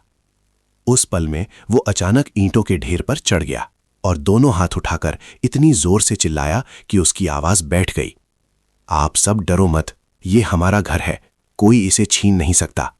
अगर वे इसे तोड़ना चाहते हैं तो मुझे पहले यहां खड़ा होने दो। ये चीख एक घंटी की तरह थी जो भूरे आसमान में गूंज उठी। भीड़ चौंक गई और फिर एक एक करके लोग राजू के चारों ओर जमा हो गए। एक ऑटो वाला, एक सफाई कर्मचारी, एक छात्र, एक बूढ़ा आदमी। उन्होंने एक घेरा बनाया और उनकी आंखें दृढ़ थीं। कैमरे हर तरफ घूम रहे थे और लाइव स्क्रीन पर पूरा देश एक बार फिर एक दुबले पतले बच्चे को गरीबों के घेरे में अन्याय के खिलाफ चिल्लाते हुए देख रहा था। दूर विक्रम राठौड़ ने मुट्ठियां भींच लीं और उसके माथे पर पसीना आ गया। वो जानता था कि उसका आखिरी दांव टीवी पर ही हार रहा है। और फिर एक शानदार अंत की तरह वो महिला सांसद फिर से आईं।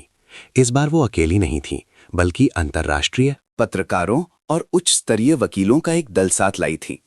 उन्होंने जोर से घोषणा की, आज से विश्वास के प्रोजेक्ट को सामुदायिक सामाजिक आवास के एक पायलट प्रोजेक्ट के रूप में शामिल किया जाता है।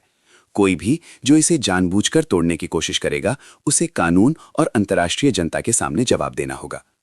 भीड़ में जैसे विस्फोट हो गया। तालियों, रोने और हंसने की आवाजें एक हो गईं। राजू रोते हुए अरुण शर्मा की बाहों में गिर गया। पहली बार उसे महसूस हुआ कि उसका छोटा सा सपना सचमुच पूरे समाज द्वारा संरक्षित है। उस पल में अरुण शर्मा ने फुसफुसाया, हम जीत गए राजू, पैसे से नहीं बल्कि विश्वास से। राजू और अरुण शर्मा की कहानी सिर्फ एक छोटे से प्रोजेक्ट पर नहीं रुकती। ये हमें याद दिलाती है कि कभी कभी सबसे बड़ी ताकत पैसे या सत्ता में नहीं बल्कि विश्वास और इंसानियत में होती है। अगर हम सब अपनी दया की एक एक ईंट जोड़ें तो इस दुनिया में किसी को भी बाहर नहीं सोना पड़ेगा। अंत तक देखने के लिए आपका धन्यवाद। अपनी भावनाओं को साझा करने के लिए एक टिप्पणी छोड़ें और सब्सक्राइब करना ना भूलें ताकि हम और भी प्रेरणादायक कहानियां फैला सकें। नमस्ते दोस्तों, आपको ये कहानी कैसी लगी कमेंट करके जरूर बताइएगा और ये भी बताइए कि आप हमें किस शहर या देश से देख रहे हैं। मैं ईश्वर से प्रार्थना करता हूं कि आप सभी हमेशा सुरक्षित और शांति से रहें। अगर आपके पास भी कोई दिलचस्प कहानी है तो उसे हमारे साथ साझा करें। हम आपकी कहानी को सभी लोगों तक पहुंचाने की पूरी कोशिश करेंगे।